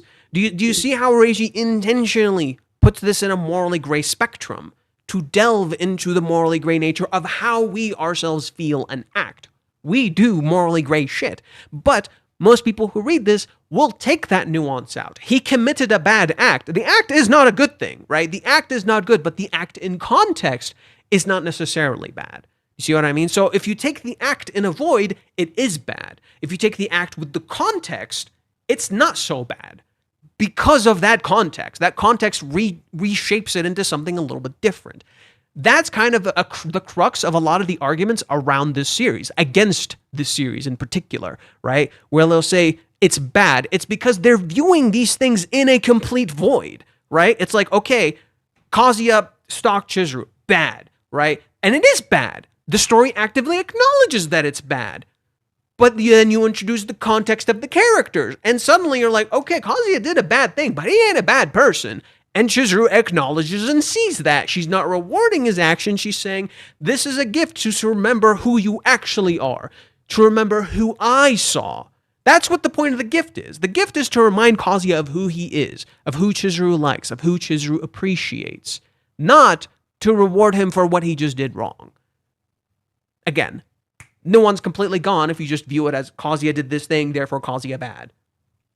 Okay. God, I lost track of my thoughts again. Okay. Oh my God, there's so much text. Oh my God, where are we? Johan, when Kazuya acknowledges the consequences of her rejecting him in the Paradise arc, do you think he said he'd be alone again means he didn't think of Kibe as someone to stand by him? No, he thought like, That line of being alone is a little deeper than it looks. He just says, I'm going to be alone again in Christmas, right? I'm not. First off, Christmas in Japan is not a family holiday. It's a romantic holiday.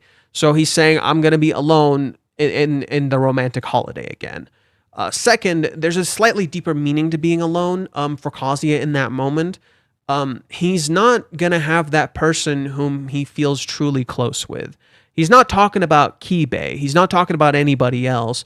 And it reflects how much Chizuru actually means to him.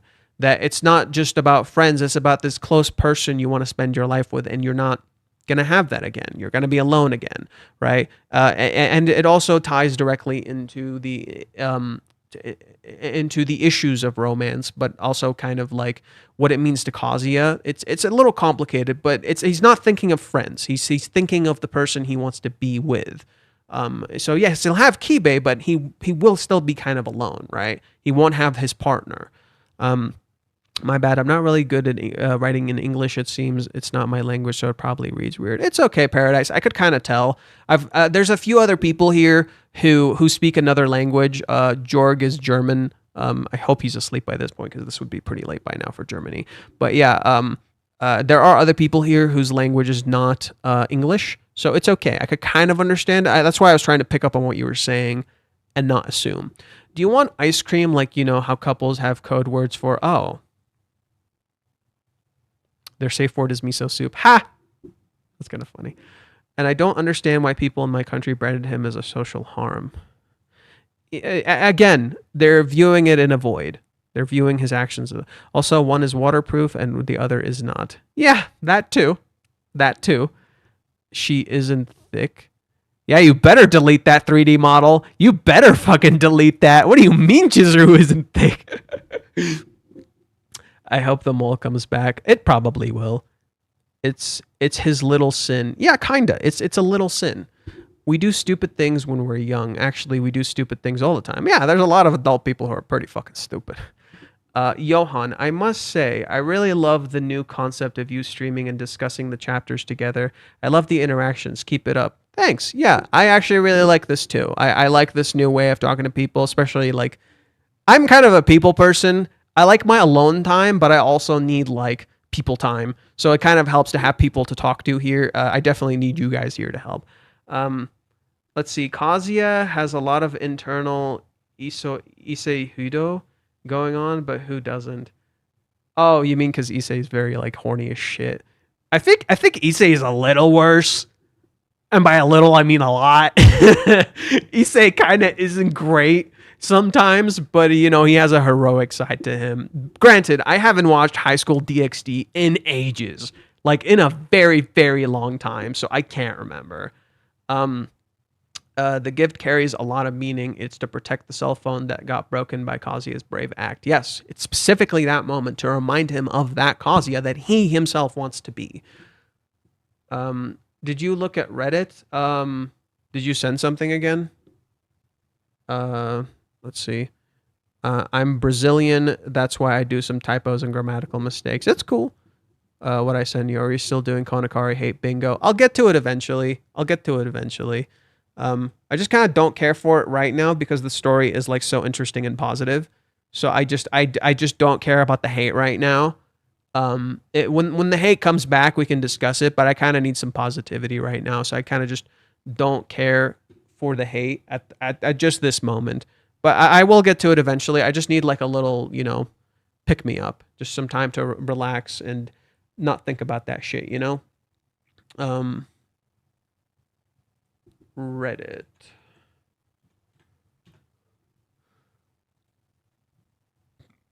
Reddit's slogan is the heart of the internet. That's fucking hilarious. Okay, how do I make this big? Reddit chat. Okay, what did you send me, friend? Yeah, no, I already made this comparison. So what he sent me is this.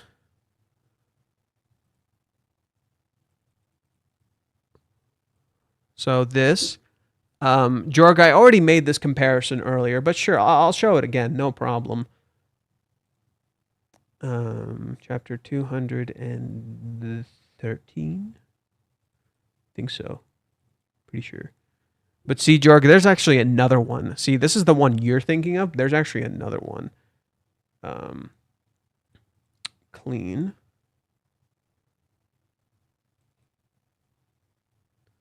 So this is the comparison Jorg wanted me to show. But, my friend, I have a surprise.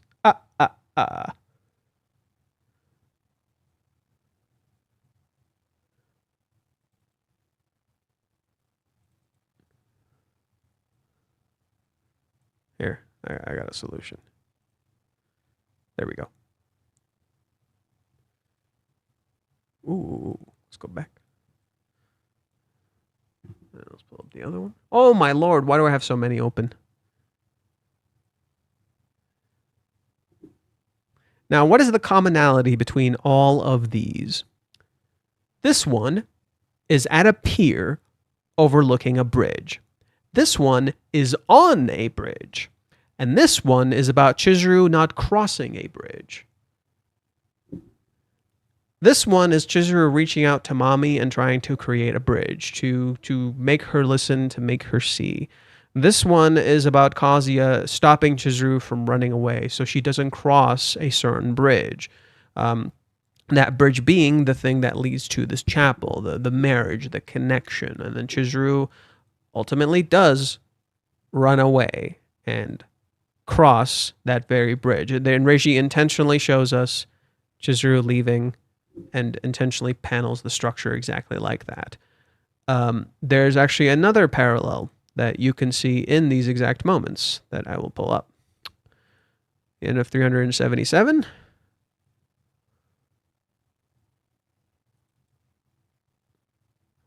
All right.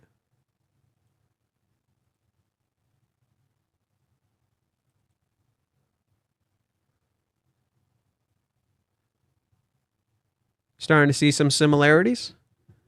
Yep. Kazuya says this conversation isn't over yet. Chizuru says there's still something I have to say, or this conversation isn't over yet. Here she says, I want to talk right here. That's different from both of these. It's not forceful, it's saying this is the location. The other two are extending something that is over. This one is saying, I want to start here. It's fundamentally different from the other two. This is about starting something new. That one is about preserving something that has already ended. Chizuru trying to preserve the relationship between Mami and Kazuya, which has in fact already ended. Kazuya trying to preserve a conversation with Chizuru that has already ended. She already said, not right now, hold off. And Kazuya doesn't want to hold off. And in the end, it does not end well in both of those other scenarios. Mami leaves and says, mind your own fucking business. And Chizuru ends up running away because Kazuya did not catch her in a good time. Here, it's the perfect time. It's the perfect location, right? It's about the perfect time, the perfect location, the most romantic place you could possibly imagine. Literally perfect for what Chizuru is trying to do, right? She saw the perfect place. She got lost in that and then caught herself before Kazuya walked away. Don't leave. This is where it should be. This is the best place I can do this. I've only read this much of the manga. Check. I watch Hunter DX3 every year around Halloween time. Huh. Chapter 213, when adapted in the anime, will do something fuzzy for sure. Oh man, I'm not. I hope to God they find a way to convey the intended meaning and they don't play some stupid music. I'm afraid of like them having like moaning and shit. Oh man, I'm not looking forward to that. That would make me. It's a very sensitive thing to adapt, and adapting it well and conveying the meaning well is something I'm very apprehensive of. Reiji does it in a way that's just, in my opinion, kind of perfect. And I don't know if the anime can pull it off. I genuinely don't know. And I'm not going to pretend like I do. I'm not going to, I like my mind right now is like not in a good place in terms of how they're going to handle chapter 218. And I'm just telling myself, you know what? I'm not going to think of the fallout. I'm not going to think of the negativity. I'm just not going to think of any of that. It'll just be confirmation bias for dipshit people. But hopefully there are some people who don't view it in a negative way. Hopefully there will be people who actually understand the intent of that scene. And hopefully I'll get my video out by that point so we can actually discuss it. Johan, what do you think of Mommy was calling about a few chapters ago? I don't fucking know. How the shit did I know? It's completely out of the blue. Like, it's probably related to her family. Maybe she wants to talk to Kazuya or something. I don't know. But how the fuck should I know? I don't know. Bo, the call wasn't the point. It was Kazuya's reaction to it that mattered. I feel like the call was somewhat the point, right? It was somewhat the point. But yes, you're kind of right. It's somewhat about Kazuya's reaction too. I think there's a hidden meaning to the call, but at the moment, I can't think of it. Neither do Two Injustice or Don't Even Try. I don't know. I'm just not going to talk. I'm not going to talk about how the anime is going to adapt it. I don't know. Watch them play WAP during chapter 2. What's WAP? What's WAP? What's that mean? The chapter is shocking. Yes, it is. It's by design. Or RAG. See what I did there? 3D model. Shut up, please. Shut up, please. Oh my Christ.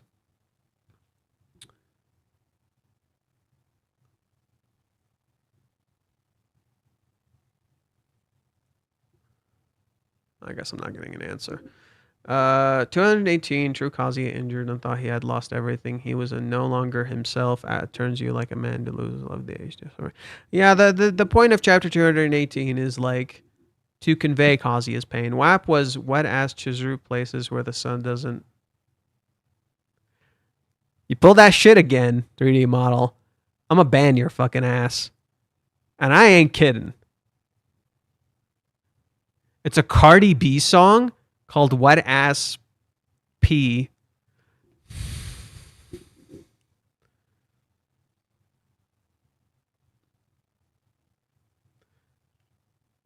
My disappointment is immeasurable, and my day is ruined.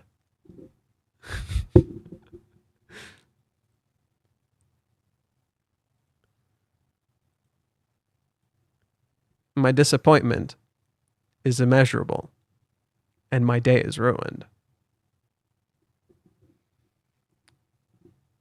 Fucking stupid fucking shit. Okay. Let me read. I guess I could read what I wrote. Oh, hi Mina. Interesting thing to come up to my thing. Where was it? There we go.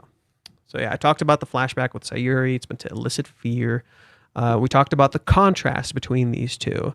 I say it's by design trying to make you overthink. Some wonder why Kazuya thoughts here. That's the reason. I said that, yeah, we talked about this. This is something Reiji...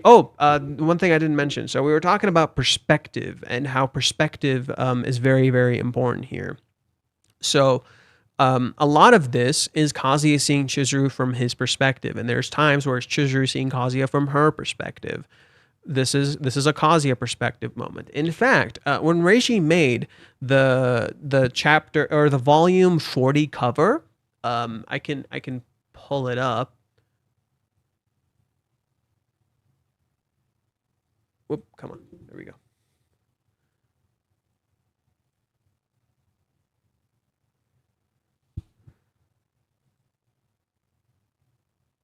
Wait, there's another Resident Evil trailer?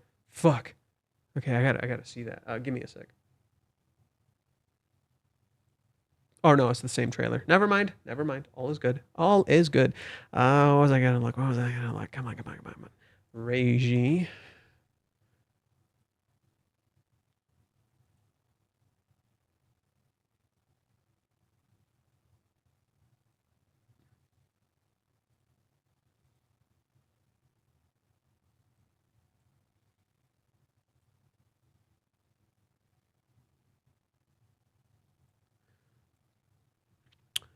He posted this. It's the clean cover of volume 40, and it says from the point of view of the boyfriend, or from the boyfriend's point of view. It's literally Kazuya's height, and he's looking down. I literally said this. I made this exact analysis when we first saw this. The way, like the way the angle is tilted, like you're looking at her from like over here. The framing, the initial, like the intentional presentation of how she looks, like it's literally the boy, like he's literally telling us, right? He's literally fucking telling us, right? And at the same time, like that plays directly into the exact themes of the arc. Perspective. Okay. Back to what we were saying here. We are on the same roller coaster ride as Kazuya. He is making us as confused as him. He is showing us illusions and misdirecting us like him, intentionally not being clear narratively, just as Chizuru speaks vaguely yet switches to certainty. So that when things seem clear, you're not sure, you're uncertain. You think with maybe, not with what it is. Not with it is. Just as Chizuru does. She speaks with maybes. It's stuff like this that stops us from noticing how the towers represent that perspective. Kazuya's height difference from Chizuru, why chapter 379 has mostly vertical panels to represent that element of perspective, or how Chizuru's confession is the reverse of the cheer update. Because we couldn't change our perspective, we couldn't see these things. To open up and so Chizuru is being selfless here to get him to open up, but she's being selfless by being selfish. Right? She's being selfless by being selfish. It's a clever misdirect, right? You're not seeing what's clearly in front of you because she's intentionally presented as selfish, so it doesn't make sense. But she's actually being selfless. So So what else did we say? Yep, light and shadow. Yep. Reverse of each other. The cheer update was about Chizuru stopping her selflessness. Yeah, so the cheer update is about Chizuru stopping her selflessness and embracing her emotions, being selfish, while Kazuya puts himself aside so she can let it out. This is the reverse. It's Kazuya learning to be selfish and Chizuru learning to put herself aside for him, to say it right, to do it right. This is the point of the flashback, for Chizuru to commit to her choice and do what she believes is right, even if she herself feels uncertain and afraid. That's why her confession might, see what I did there, feel weird. It's controlled emotions, channeled to say the right thing from the heart. It's to create a bridge, to allow him to walk across, to be with her, right? To connect to him. It's very fitting that she does this on a, oh, come on. Ads? Really? Ads? Really? Tell me when you're back, Cyber Demon. Tell me when you're back. Back.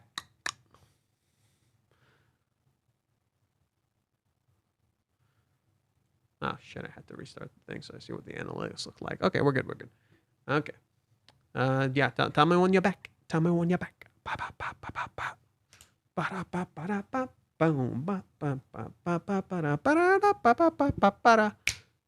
did not get a Switch 2, by the way. Sad.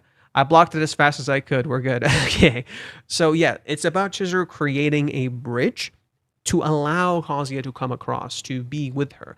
And it is super fitting that she does this overlooking a bridge, not actually being on a bridge. She's on a pier, right? She's on a pier. She's not on a bridge. She's doing this while she is not in the location of a bridge to reflect what she's actually doing. She's creating a bridge. She's not literally on a bridge because they haven't connected in this entire time, right?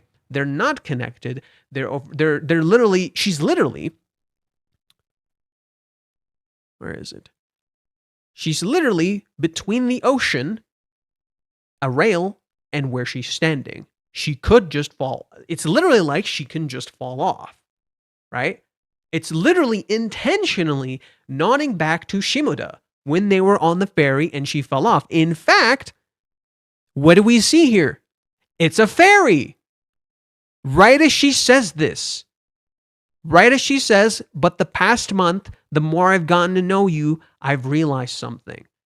It's like she's about to fall off. She's taking that risk, right? She's standing on the edge. This is where she could fuck up, essentially, right? Like she's taking a risk. That's why she's not on a bridge. She's on the edge of a pier, right? She's literally standing near the safety. She's on the rails, right? But that's where she's taking the risk. She's not actually on a bridge. She's not on safety. So yeah, now I kind of understand the meaning of that now. Whereas Kazuya acted not knowing why he did what he did, it was emotional. Chizuru tried to be certain of the choice she made and make it the right way. They're the reverse of each other. Kazuya acted on instinct, seeing Chizuru. However, as we've discussed a few times, what Chizuru did here is kind of calculated, right? Which is, I'm on a boat, the lonely island. But they're on a pier, so they are connected to land. There is safety there, but it's not a bridge, right?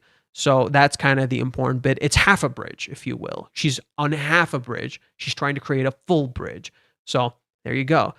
Proxima, you might want to rewatch like the entire stream. But TLDR. Shit, I lost track of my thoughts. Give me a second. TLDR. Chizuru is... Okay, so this is the reverse of the cheer update. TLDR, it's the reverse of the cheer update. What happens in the cheer update? Kazuya puts himself aside and he, He puts himself aside and he makes it about Chizuru. And that's the reason he doesn't hug her in the cheer update when she runs to him. It's about her, it's not about him. Chizuru is kind of doing the same thing here. And that's kind of when the realization I came to. It's like, oh, Chizuru is actually kind of putting herself aside and making it about Kazuya. Why? Because she knows who the real Kazuya is underneath, but he's not letting that out. And if you remember the line she says, only those who can give love are deserving of receiving love. Chizuru is trying to give Kazuya enough love that he shows the real him underneath that she knows about. It's not that she doesn't know the real him. She's trying to be worthy of his love. So what does she do? She's making a bet. This is a gamble. What Chizuru is doing here isn't a confession. It's a scenario to confess. It's a gamble. Hence why I said this like 2 seconds ago. It's like she's standing on the edge between water and this right here. It's like life and death, if you will. She's on the edge. She's taking a risk. If Kazuya opens up to her after this, if she can get Kazuya to open up to her, then she feels worthy enough to like be like, yes, I can say I love you. We can be in a relationship. So she's taking a risk by essentially saying, I might love you. So that way he can open up to her and be himself. Just as in the cheer update, Chizuru did not open up to Kazuya for much of it. He knew who she was underneath, and he's trying to get her to let it out. So what does Chizuru do? She uses her selfish side and puts what she feels to the side. She's like, okay, I'm uncertain, I'm not sure, but I need to make the right choices here. So she's acting out of a sense of duty, if you will. That's the point. She's trying to get Kazuya to open up, to let it out, to be himself, to be selfish. And so because all Kazuya has done in this is try to please her, to be selfless. Do you remember when they first went to the house and afterwards they talked about the kind of marriage they would like to have? And Chizuru says, this is the kind of marriage I'd like to have. And Kazuya says, as of now, that's what I want too. And she tells him, where's your sense of individuality? Or where is your individuality? It is Kazuya finding his individuality, or at the very least, letting it out. And she knows who he is underneath because she's heard it many times, but he doesn't show that to her. He hides that from her. Most of the questions she asks reflect this. Kazuya's questions when they were on the date are interpersonal. Chizuru's questions are very personal. Chizuru is trying to get to see the real him underneath, and she shows herself so he opens up to her, while Kazuya is just trying to keep up conversation to keep up an act, if you will. Kazuya is the rental, Chizuru is the real thing. They're the reverse of each other. Okay, so that's my TLDR. You kind of caught up. So I'm guessing you also discussed the 2 tower theories that someone posted. I have no idea what it is. You'll have to tell me what it is. My theory about what the towers represent is the towers are perspective, because this arc is about the illusion of perspective. Right? If you're from here, you see this tower differently. If you're from here, you see this tower differently. The idea of perspective is very important here because it reflects illusions. The illusion here is that you're not seeing Chizuru the way you think you're seeing Chizuru, and the arc has a huge theme of perspective. In fact, we said this earlier. Here it is right here. When Tracy posted the cover of Volume 40, he literally said, from the point of view of the boyfriend. So from the perspective of the boyfriend. Perspective is very important here. And in fact, we said how chapter 264 is about perspective. Let's pull it up just very quickly.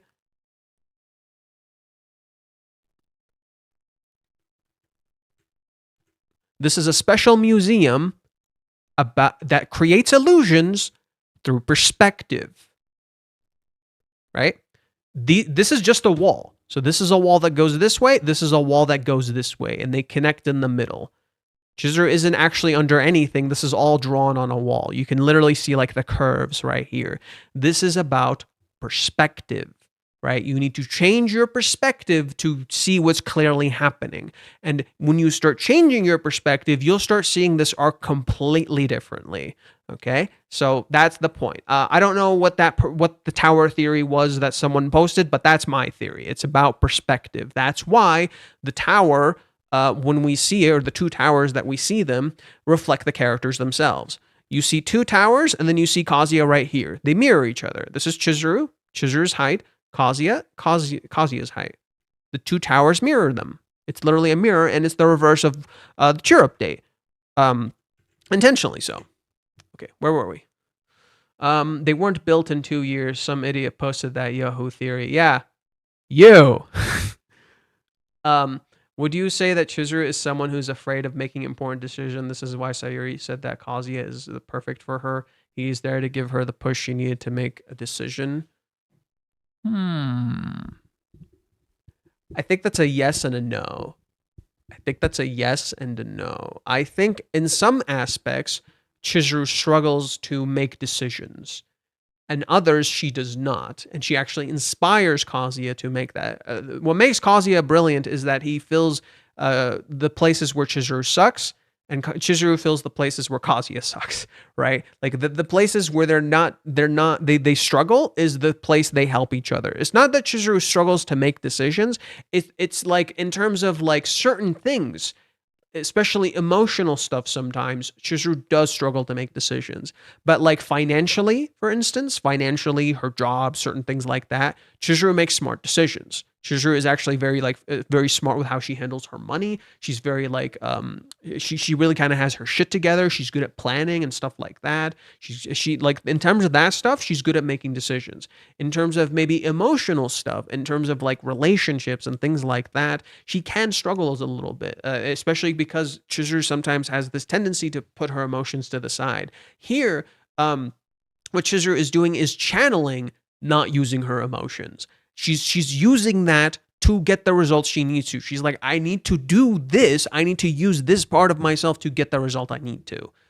At least I think, right? Again, in the end of the line, remember, I could be wrong. This is just how I chose to deconstruct this chapter. And remember, we don't have the full context, so I could be in some ways wrong, but I feel more confident in this than I did my two other theories, right? Like we had the initial reaction, we had the second stream, and it felt like basically we were slowly getting to this point. We were slowly connecting the dots. So it's like those two streams, it's not that I had the wrong idea, it's that like I was slowly coming to the right conclusion, I feel like. Whereas Kazuya, okay, we said this, both of them always had the words in them and kept them secret. It's about secrets, right? So the element of secrets is important. So she lost control of her emotions, and no, so I don't agree with this anymore. She didn't lose control of her emotions. She's completely channeling her emotions. Their approach is similar. Both of them pause and adjust their approach. Both try to convey things and look away or hide that they want the other person to feel a certain way, to let it out, right? So yeah, yep. Okay. So that's pretty much it. I think I pretty much said everything. Chizuru loves Kazuya. It's a fact, and she's acting. Yeah. I'm rewatching the anime for the fourth time in the span of a month, in the spew of 5 months. Oh, man, I need to rewatch the anime, but like unfortunately not for the positive reasons, because there are some positive reasons to rewatch the anime, but I also want to keep track of like what they're doing wrong. Thank you for putting up with me having tons of fun. Oh, no problem. Thank you for the $1.99. Again, I don't want anybody to spend unless they feel comfortable spending. I appreciate it, 3D model, but in the future, if you don't have money, it's completely okay. But thank you. I really appreciate it. That's very kind of you. Actually, just everybody watching and engaging with this has actually been helping me earn revenue through YouTube. Usually before, like it would take ages to get a decent amount of revenue from YouTube just to get like $100, because I was solely doing videos. But because we've been streaming, a decent amount of people watch, and the streams constantly keep getting more views. So the money is actually coming through. I like just the other day, like just literally the past 4 streams I did, like somehow they got like all $10 in total. And if you get like 100 within a certain point, they just send you the money. And I already got 105, like just from like the past few weeks we've been streaming. So doing pretty good.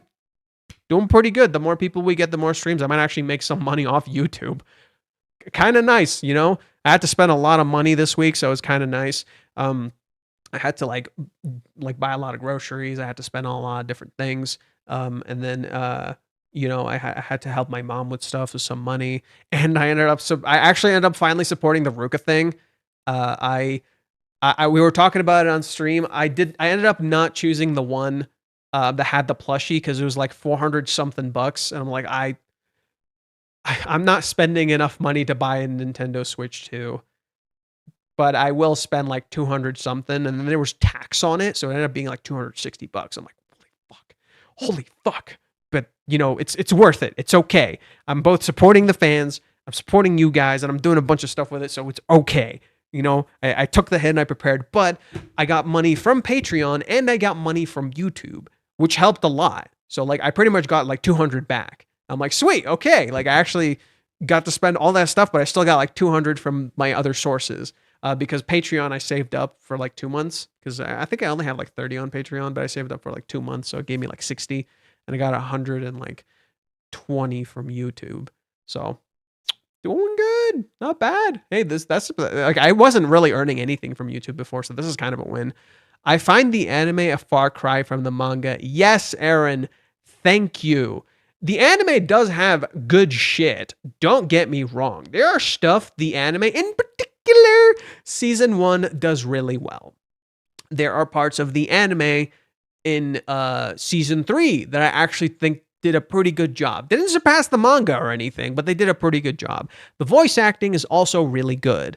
The presentation of Ruka's character is something like we can all just talk about for ages and how much they love Ruka, but the character subtleties, I don't like that. I'm not a huge fan of how they do some of the character subtleties. I don't think they do a very good job of it. There are some that are good, like in episode 1 when Chizuru holds Kazuya's hand and they have like Kazuya's eyes darting around, and then like, wow, they animated that really well. That's such a cool little detail, and it actually works. It doesn't feel totally out of place. The manga does it differently, but it doesn't feel totally out of place. What I don't like is like, you know, like Kazuya's character design in the anime is weird. I'm not a huge fan of that. I don't like how they draw him and how they present him. The emotions don't feel as like so. Like, okay, I think I can explain it really well. A lot of people, when they go into stories, they're looking for plot and characters. But what if the characters are the plot? And that does happen a few times. There's a lot of romances that are like that. I think the problem is with Rent a Girlfriend, if you fuck up the characters, you fuck up the plot. And the anime changes the characters up a lot, whether it be visually, how they act, what they say, like how they literally move. And so when you change that, you literally change the plot.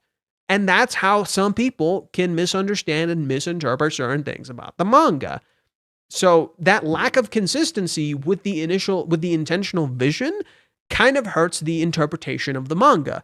Add that with the music, at that with like some of the voice actors not understanding the characters, and you can kind of see how like some of the things kind of get lost, you know, some things people don't understand about the story, because if the people creating the anime don't properly depict or understand the characters, and sometimes how can you?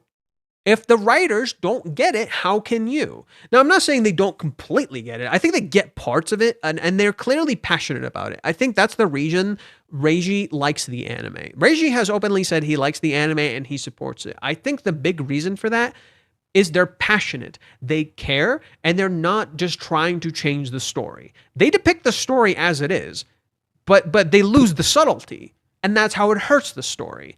Reiji's okay with that because they're not changing his story just to change it. They don't remove things or rewrite the narrative just because. They clearly seem passionate about it and care about the story, which is good. I think that's a great thing, and that's kind of why I somewhat have a soft spot for the anime, but still kind of don't like it in some aspects. You know, that's how I feel personally. I have a soft spot for the anime to some degree, but there's things about it I just don't like, and I refuse to like say otherwise. I'm like, no, you like Kazuya's character. I think the anime really butchered Kazuya's character like a lot. And despite him having highlights, I still think he's not done very well. And to this day, I'm not a massive fan of how Kana Hirayama designed Kazuya. I don't like it. I think like the way she designed him is a little strange. The way she designed everyone else is perfect, right? The way she designed everyone else, actual peak. But Kazuya, not so great. The emotions and mentality of the characters are just not properly portrayed. The impact of some scenes are just poorly done. Case in point, chapter 8, or not chapter 8, episode 8, the stalking incident. They did not do that very well at all. They fucked that up. The subtleties of the characters, how they act, their mannerisms. Chizuru in the anime is a lot more angry at Kazuya for some reason. She's a lot more angry at Kazuya. And you like she like, you know, she seems more pissed at him. Like her body language conveys she's pissed at him. The way Sora sometimes delivers her lines doesn't really match how Chizuru seems to be saying it in the manga. It's like she's saying it the same way, but her tone is different. And like sometimes the way they portray Kazuya in contrast to say like Ruka, where Kazuya gets lower than Ruka like physically, but he looks more mature than her, whereas she doesn't actually look very mature. The anime reframes this in certain scenes. What they'll do is they'll make Ruka look mature and Kazuya look like a stupid kid. And I'm like, Jesus fucking Christ, what are you doing? Why are you framing it like this? And we have few scenes I've shown you in the past. I've shown you like how they butchered the scene in season 2 where Ruka kisses him. How they there's another one where it's actually in episode 8 where Ruka runs into Kazuya at school. And she hugs his arm, and Kazuya like gets on the ground. And he's like, please just don't show up at school. That's not a good place to be. And she acts understanding. And in the manga, Kazuya is surprised. He's like, oh, she can be reasonable. Okay, that's shocking. Because prior she wasn't this way. And Ruka just seems like a kid who just seems like more understanding. She seems cuter now, right? That like she doesn't seem as like daunting as she was before. In the anime, they reframe this. Kazuya doesn't say the line. He doesn't say the line, oh, she can be a good kid. He just kind of looks at her. They actually remove a lot of Kazuya's internal monologues. In particular, they remove the good ones, the ones that really, really matter, and they keep like the strange ones sometimes. I'm like, but why?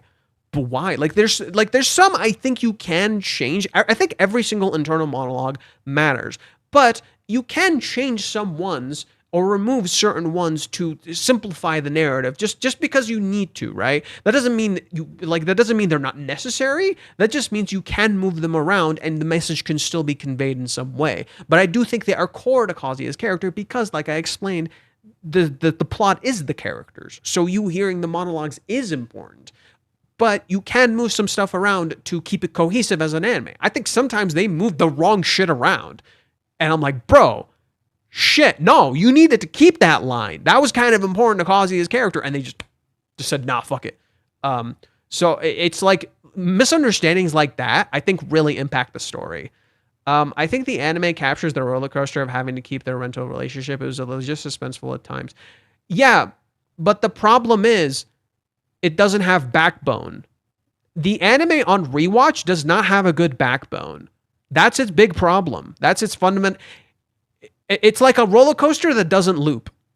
You know how a roller coaster loops? It comes back around. It's like a roller coaster that doesn't loop because it doesn't cohesively fit together as a piece. It feels like it's actually like a roller coaster that's falling apart.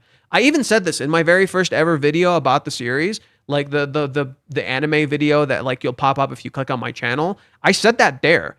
It feels like a roller coaster. And I'm right. It is a roller coaster, but it's not a balanced roller coaster. It's not one that comes around. It doesn't have proper balance and execution, in my opinion. The anime, upon rewatch, falls apart very quickly. And if you judge the series solely on the anime, I think you'll actually like, it might look bad in certain ways. If you're just solely watching based on the anime and you're not like engaging with the manga and actually reading the like proper translations of the manga, it'll look bad. It will look bad. Right? If you don't have context, if you just read it as it is, it will look bad. And that's just the unfortunate truth. And that shouldn't be the case. That should not be the case. And that's how, like, the anime's problem is that it's not good. The anime does a lot of things nice. The bubble text commenting stuff. I like Kazuya's voice acting too. I think Kazuya's voice acting is a bit of a toss-up, but I think Shunhori's is the best by a country mile. Shunhori's the Japanese voice actor. I like him a lot. I listened to I forgot his name, Alex Lee. Alex Lee's the English voice actor. I'm not a really big fan of how he does Kazuya. It works sometimes. Don't get me wrong, it works sometimes, but I'm not a huge fan of how he does Kazuya. Mostly because Alex Lee tends to do very masculine characters, with the exception of Zenitsu. He likes to do very masculine characters, or jokester characters. And I feel like he does not understand Kazuya's unorthodox masculinity, so he doesn't fully get Kazuya's character, in my opinion. That's just my point. And I see that when listening to his voice acting and how they change the lines and shit. I do like Shunhori. I think at times I'm a big fan of how Shunhori voice acts Kazuya, and at others I feel it's a little off. I feel like it's a little off in how he's doing it. But overall, I think he's a pretty solid Kazuya. A little off topic, but have you watched Freerun and would you recommend it? It's super boring, needs something to watch. Freerun is actually fucking peak, and I would totally recommend it. It's a really, really good show, Eggs Benedict. Like, Freerun is really, really fucking good. It was almost, it like rose to the top of the rankings for a lot of people, and in my opinion, it should have been anime of the year. Freerun should have been anime of the year. It should not have been Solo Leveling. It should have been Freerun. So... yeah, no, Freerun is absolutely fucking peak. You should watch it. Okay, let's keep going. Chizuru looked like she was feeding the homeless in that scene. Oh, yeah. Oh, I remember when you said that, Cyber Demon. I remember when we were watching and you fucking said that. I died a little because I'm like, shit, he's right. Shit. Oh, God. I didn't understand why mommy acted like that in the anime, but in the manga explained mommy's character and thought process better. Yeah, right. The manga like actually conveys the characters better, so the story is naturally conveyed better. In the anime, mommy felt like a villain, but the manga she showed her own struggles with love. Yeah, mommy is not like a villain. She's an antagonistic figure in the story, but she's not a villain. A villain and an antagonist are two different things, right? The antagonist is just like the person who's the opposite of the protagonist, like they're the person who fights them. But a villain is a bad person, right? You can be the antagonist of a story and not be a bad person. Mommy is not a villain. Mommy almost pretty much becomes a villain in Paradise. Paradise was like when mommy truly became the villain, right? She does shitty things to Kazuya prior to that. Yes, do not get me wrong. Mommy does shitty things to Kazuya prior to the Paradise arc. But in my opinion, she never fully crossed into villain territory. Paradise is when she crosses to villain territory. And she wanted to like drag Ruka with her. And then she had to look in the mirror and realize she became a villain. And that's where kind of mommy's like redemption arc, if you will, happens, where it's like, okay, mommy needs to see who she is and what she became, and she needs to change that. She let this obsession consume her. And she became the monster she hated. That's when mommy like, I don't want to full on call her a villain. I think if her plan worked, she would have become the villain, right?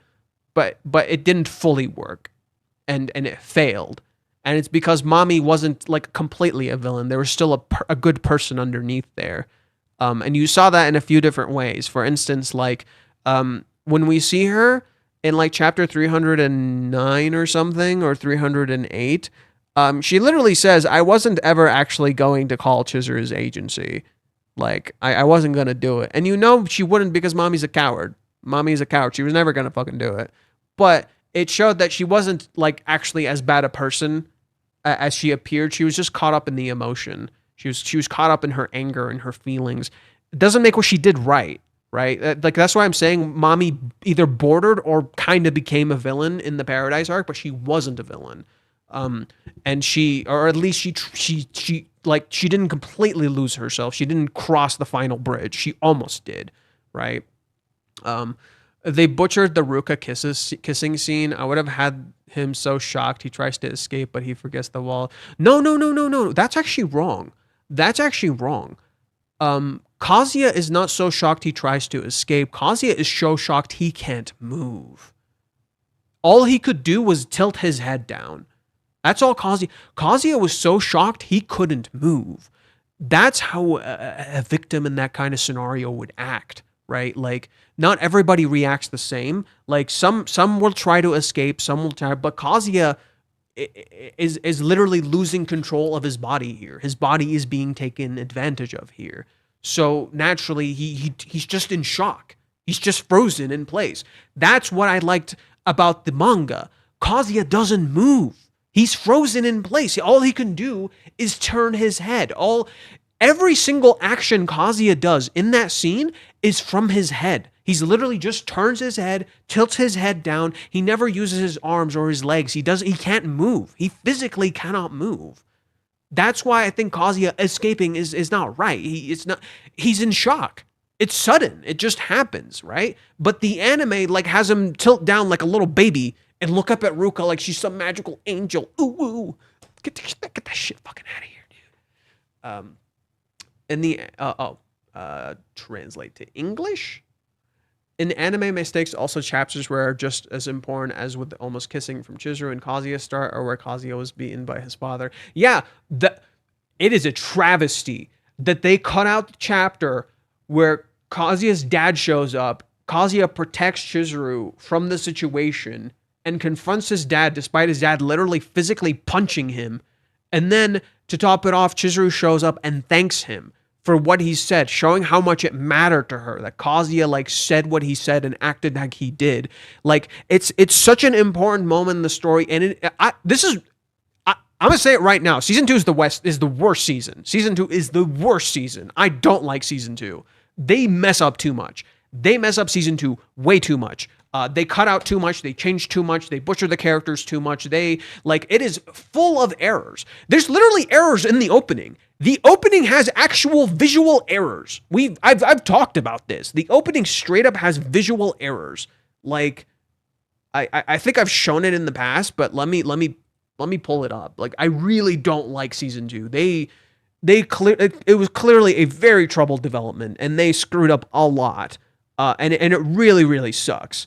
Like, it really sucks. Like, you can see it in just how the animation barely exists. I also like, for example, one thing I don't like from season 2 is when Kazuya does his speech, right after seeing Chizuru's play, Shunhori's delivery is peak. My problem with the scene is like they add lines to Kazuya's character that make him look like a jerk. That make him that the way he's moving his face, he looks like an asshole. And I'm just like, why? Those lines didn't need to be there. They weren't there in the original. Why did you? Let me pull it up. Let me pull it up. Season 1 or season 2. Season 2. Here, let me adjust this just so I don't get in trouble. I turned off the audio. Good.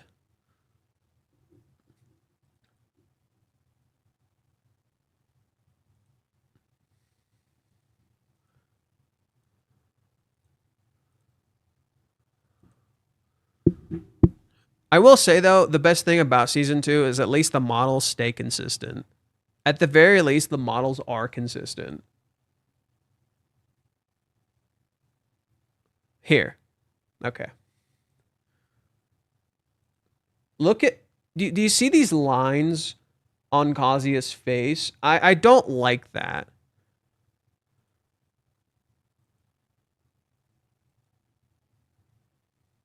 Let's turn away.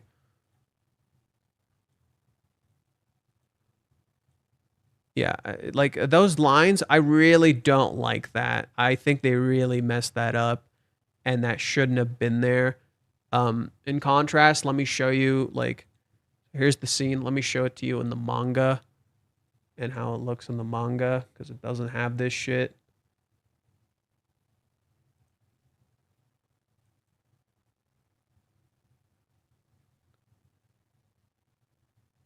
This is chapter 51, I think.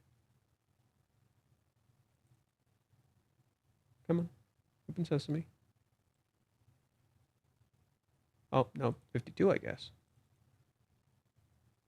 53, I guess.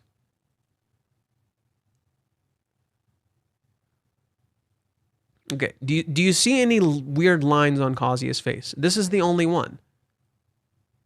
Instead, they add these unnecessary lines to his mouth, which gives it like a weird emphasis. I'm not a fan of how it's portrayed. Kazuya also doesn't look nearly as stoic and cool in this because it's too zoomed in. It's too up close in his face. It's way too up close in his face. They should have given it more space, right? They should have given it a little more space to breathe, and they don't. It's not good.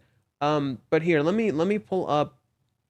Let me pull up the mistakes from the visuals of season 1.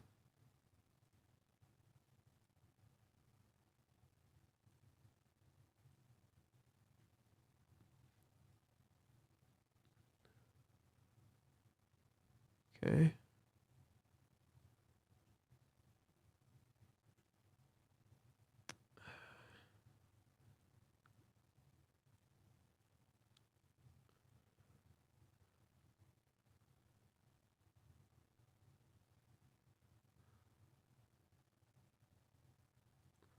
So there is a visual error with mommy here. If you pay attention, there's a missing frame.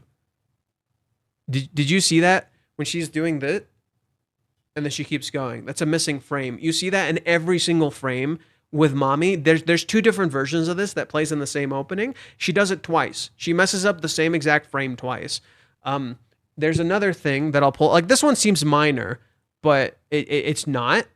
Because that shit adds up. Let me find another one. I know there's another one.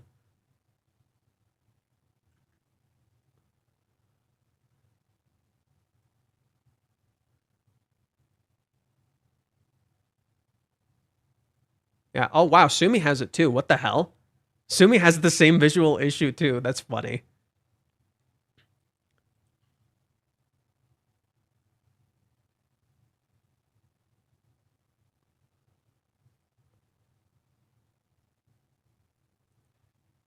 Okay. Here's another one. Let me move myself. Sorry, Chizuru. Okay, look at Chizuru's dress here. Look at Chizuru's dress here. I want you to look at it very carefully.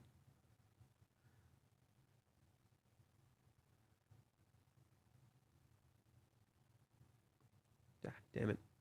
It's harder to do when it's a downloaded thing.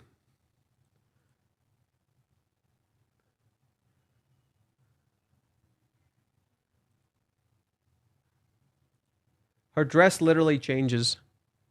Her dress literally changes. It looked different. Also, Kazuya just does not look good here. What is this? He looks like the Wojak meme or some shit. Like, what the hell did they do to him? Bro, what did they do to Kazuya, dude? When he's walking, there's like one where he's walking. He looks so dumb. I gotta find it. When he's walking, there's one where he's walking. He looks so dumb. It's like the sad walking meme.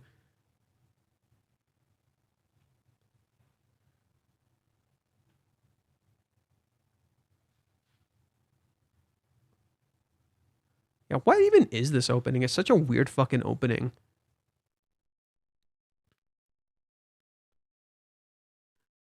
Okay. Watch how Kazuya walk. Oh yeah, her dress changes again. She wears 3 different dresses here. Oh my god. She wears 3 different dresses here. Look at how Kazuya walks here. He's like that stupid meme where like the dude is like looking down, walking. Where's that? You know what I'm talking about? It's like that. It's that like stupid, sad looking dude walking meme. I gotta find it. It's so bad. It's so bad.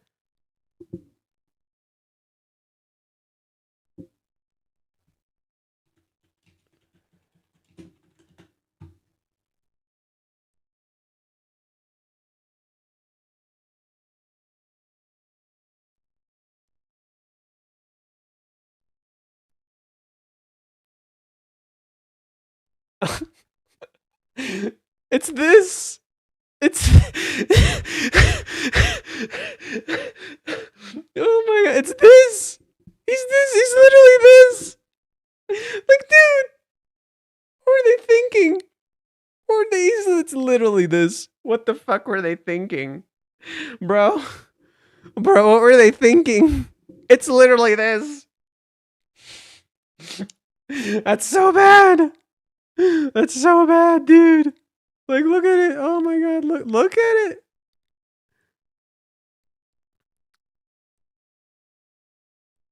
Bro.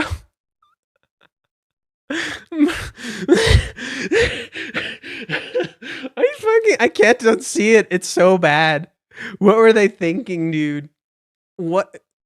No, dude. It's so frustrating. It's so frustrating. Like, what in the hell were they thinking? Oh my god. I don't understand why Chizuru is confused that she loves him or not. I don't think she's as confused as she thinks she is. See that's one of the confusing parts. Maybe Chizuru isn't confused. Maybe Chizuru is confused. We kind of don't know, and I think next chapter might explore that. I think next chapter might explore why Chizuru is confused or why Chizuru may not be confused or what is actually going on, right? You're meant to not understand. Like you're meant to not understand. The point is for you to not understand. So if you feel confused, that's perfectly fine. I've explained a part of it is that Chizuru maybe doesn't feel her love is worthy. I've said this before. There's a theme of acceptance where Chizuru does not feel like she can accept herself, right? There's the theme of like Chizuru accepting grief. So there's a lot of internal conflicts going on. And so Chizuru's confusion about her love is inherently connected to her confusion, is inherently connected to her grief and her inability to fully accept her grief, right? She still talks to her grandmother. She still thinks about her. So grief can cloud you like that. Part of Chizuru's confusion is directly connected to her grief. Because when you're going through grief, you're confused about yourself, you're confused about life, you're confused about a lot of things, and you're not sure how to move forward. And that's that. That's kind of pretty much Chizuru's whole thing right now. That's one of the reasons she's confused. It's connected to her grief. But Chizuru also knows already that she's in love, so it's meant to be contradictory, right? Like Chizuru both knows and doesn't know. This isn't a good image to have while talking about this.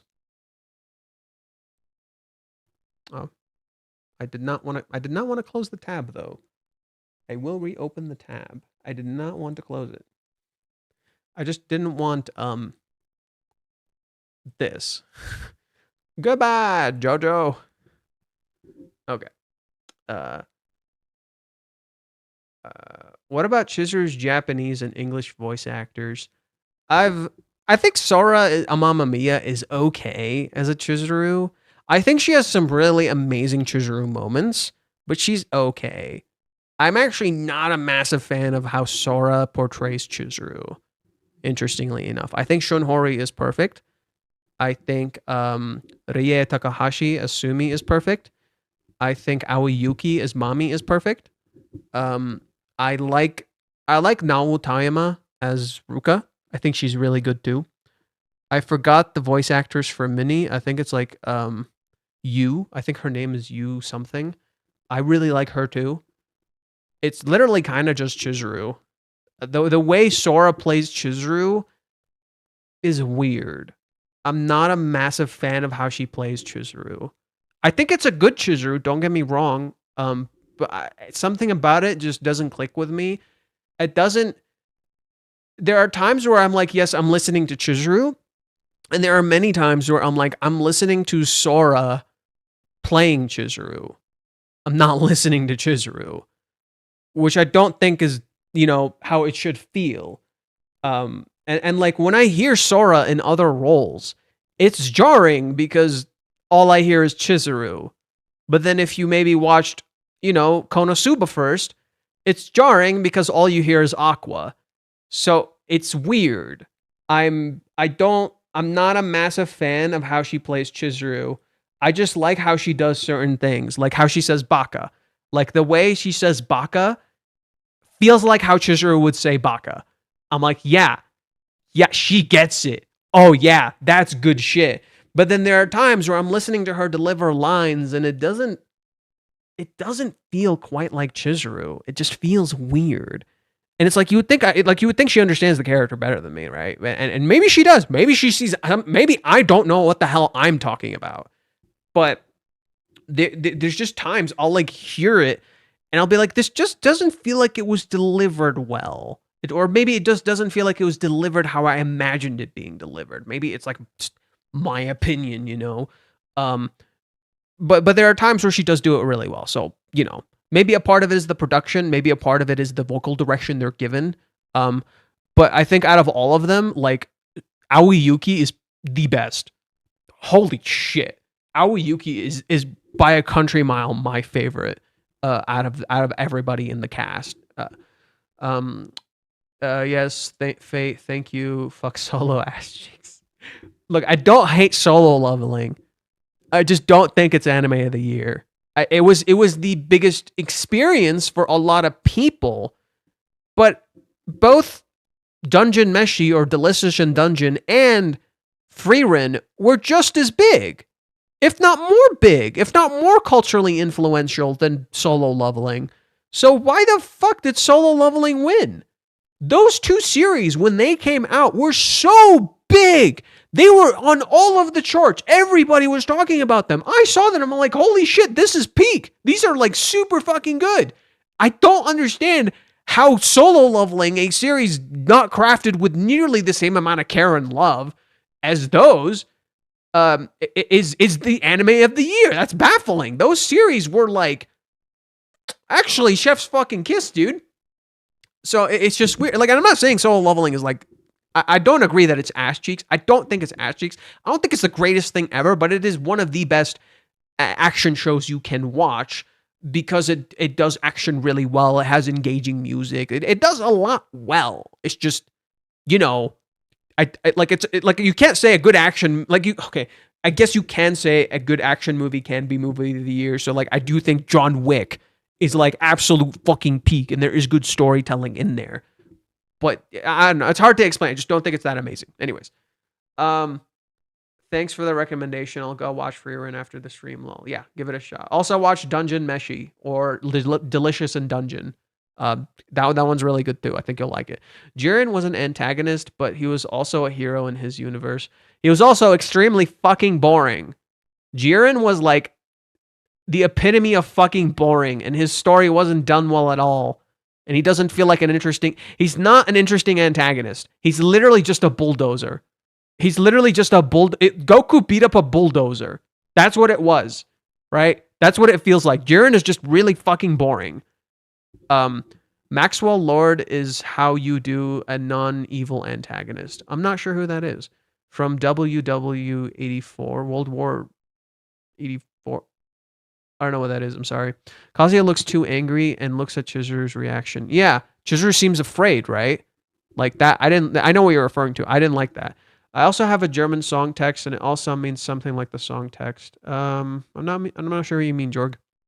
It's from Arrested Development. Also, the song in the season 2 OP is trash, and the dance and the girls did was an abomination to the eyes.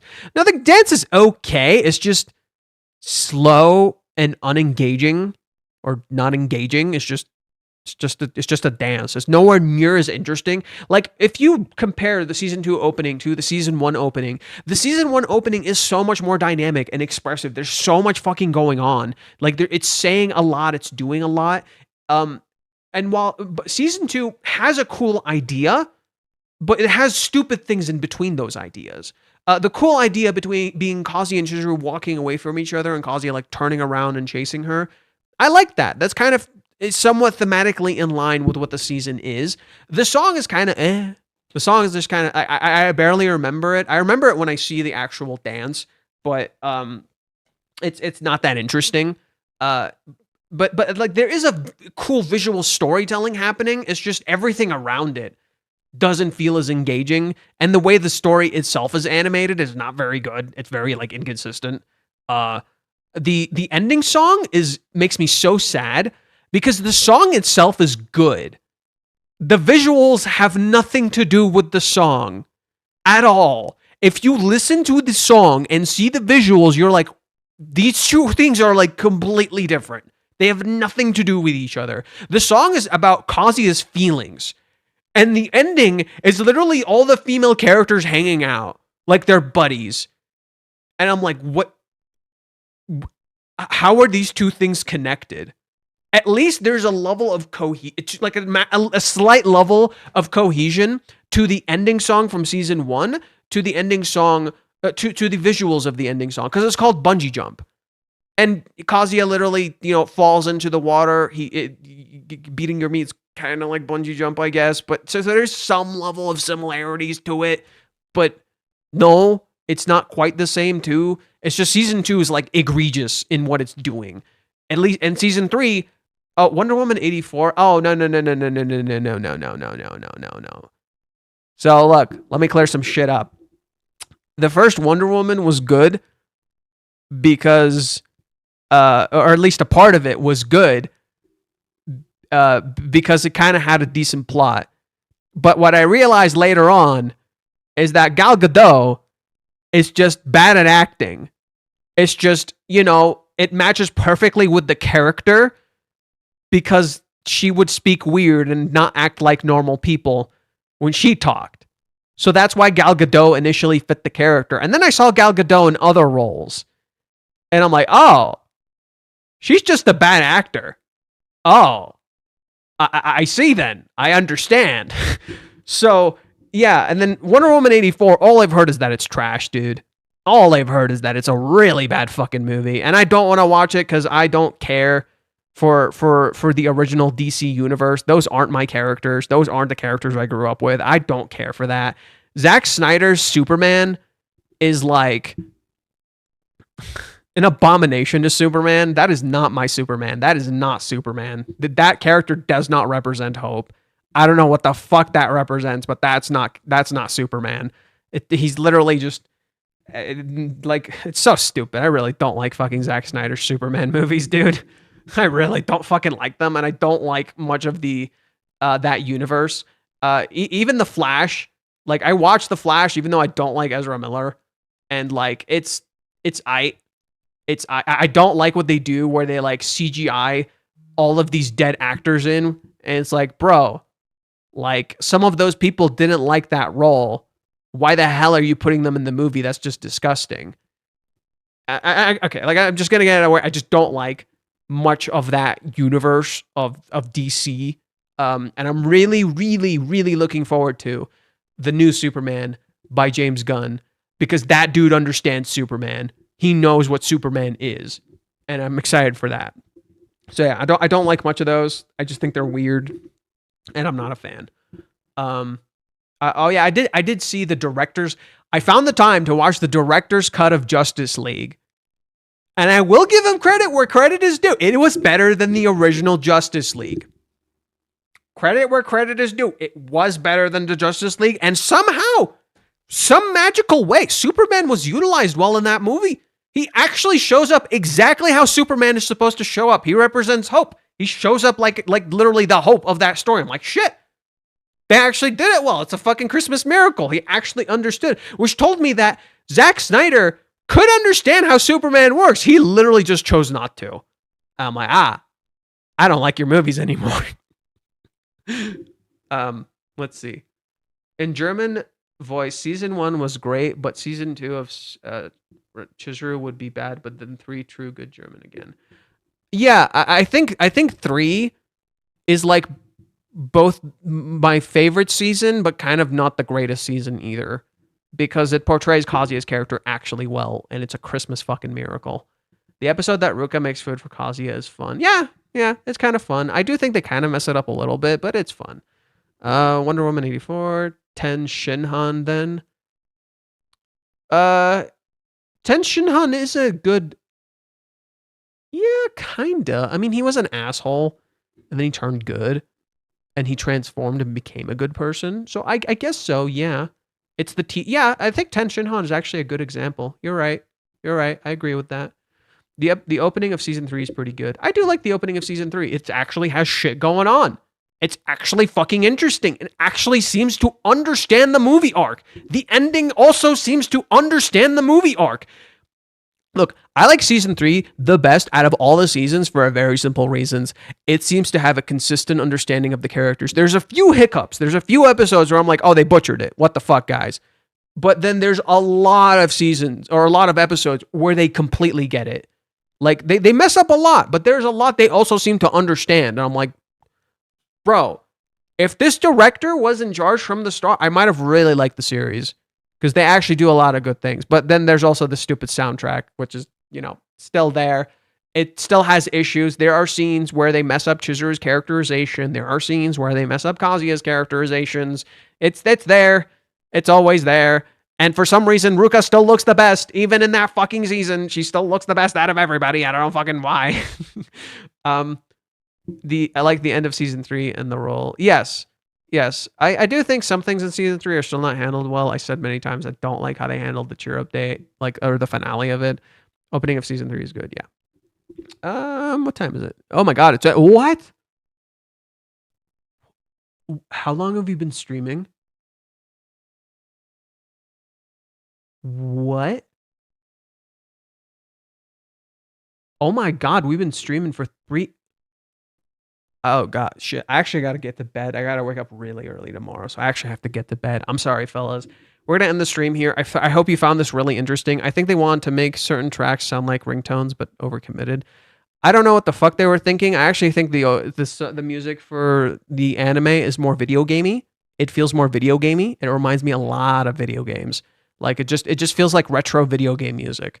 Um, and then like some modern stuff here and there. Anyways, yeah, that's just my theory on this chapter. I hope you guys enjoyed. I hope you guys enjoyed my theory.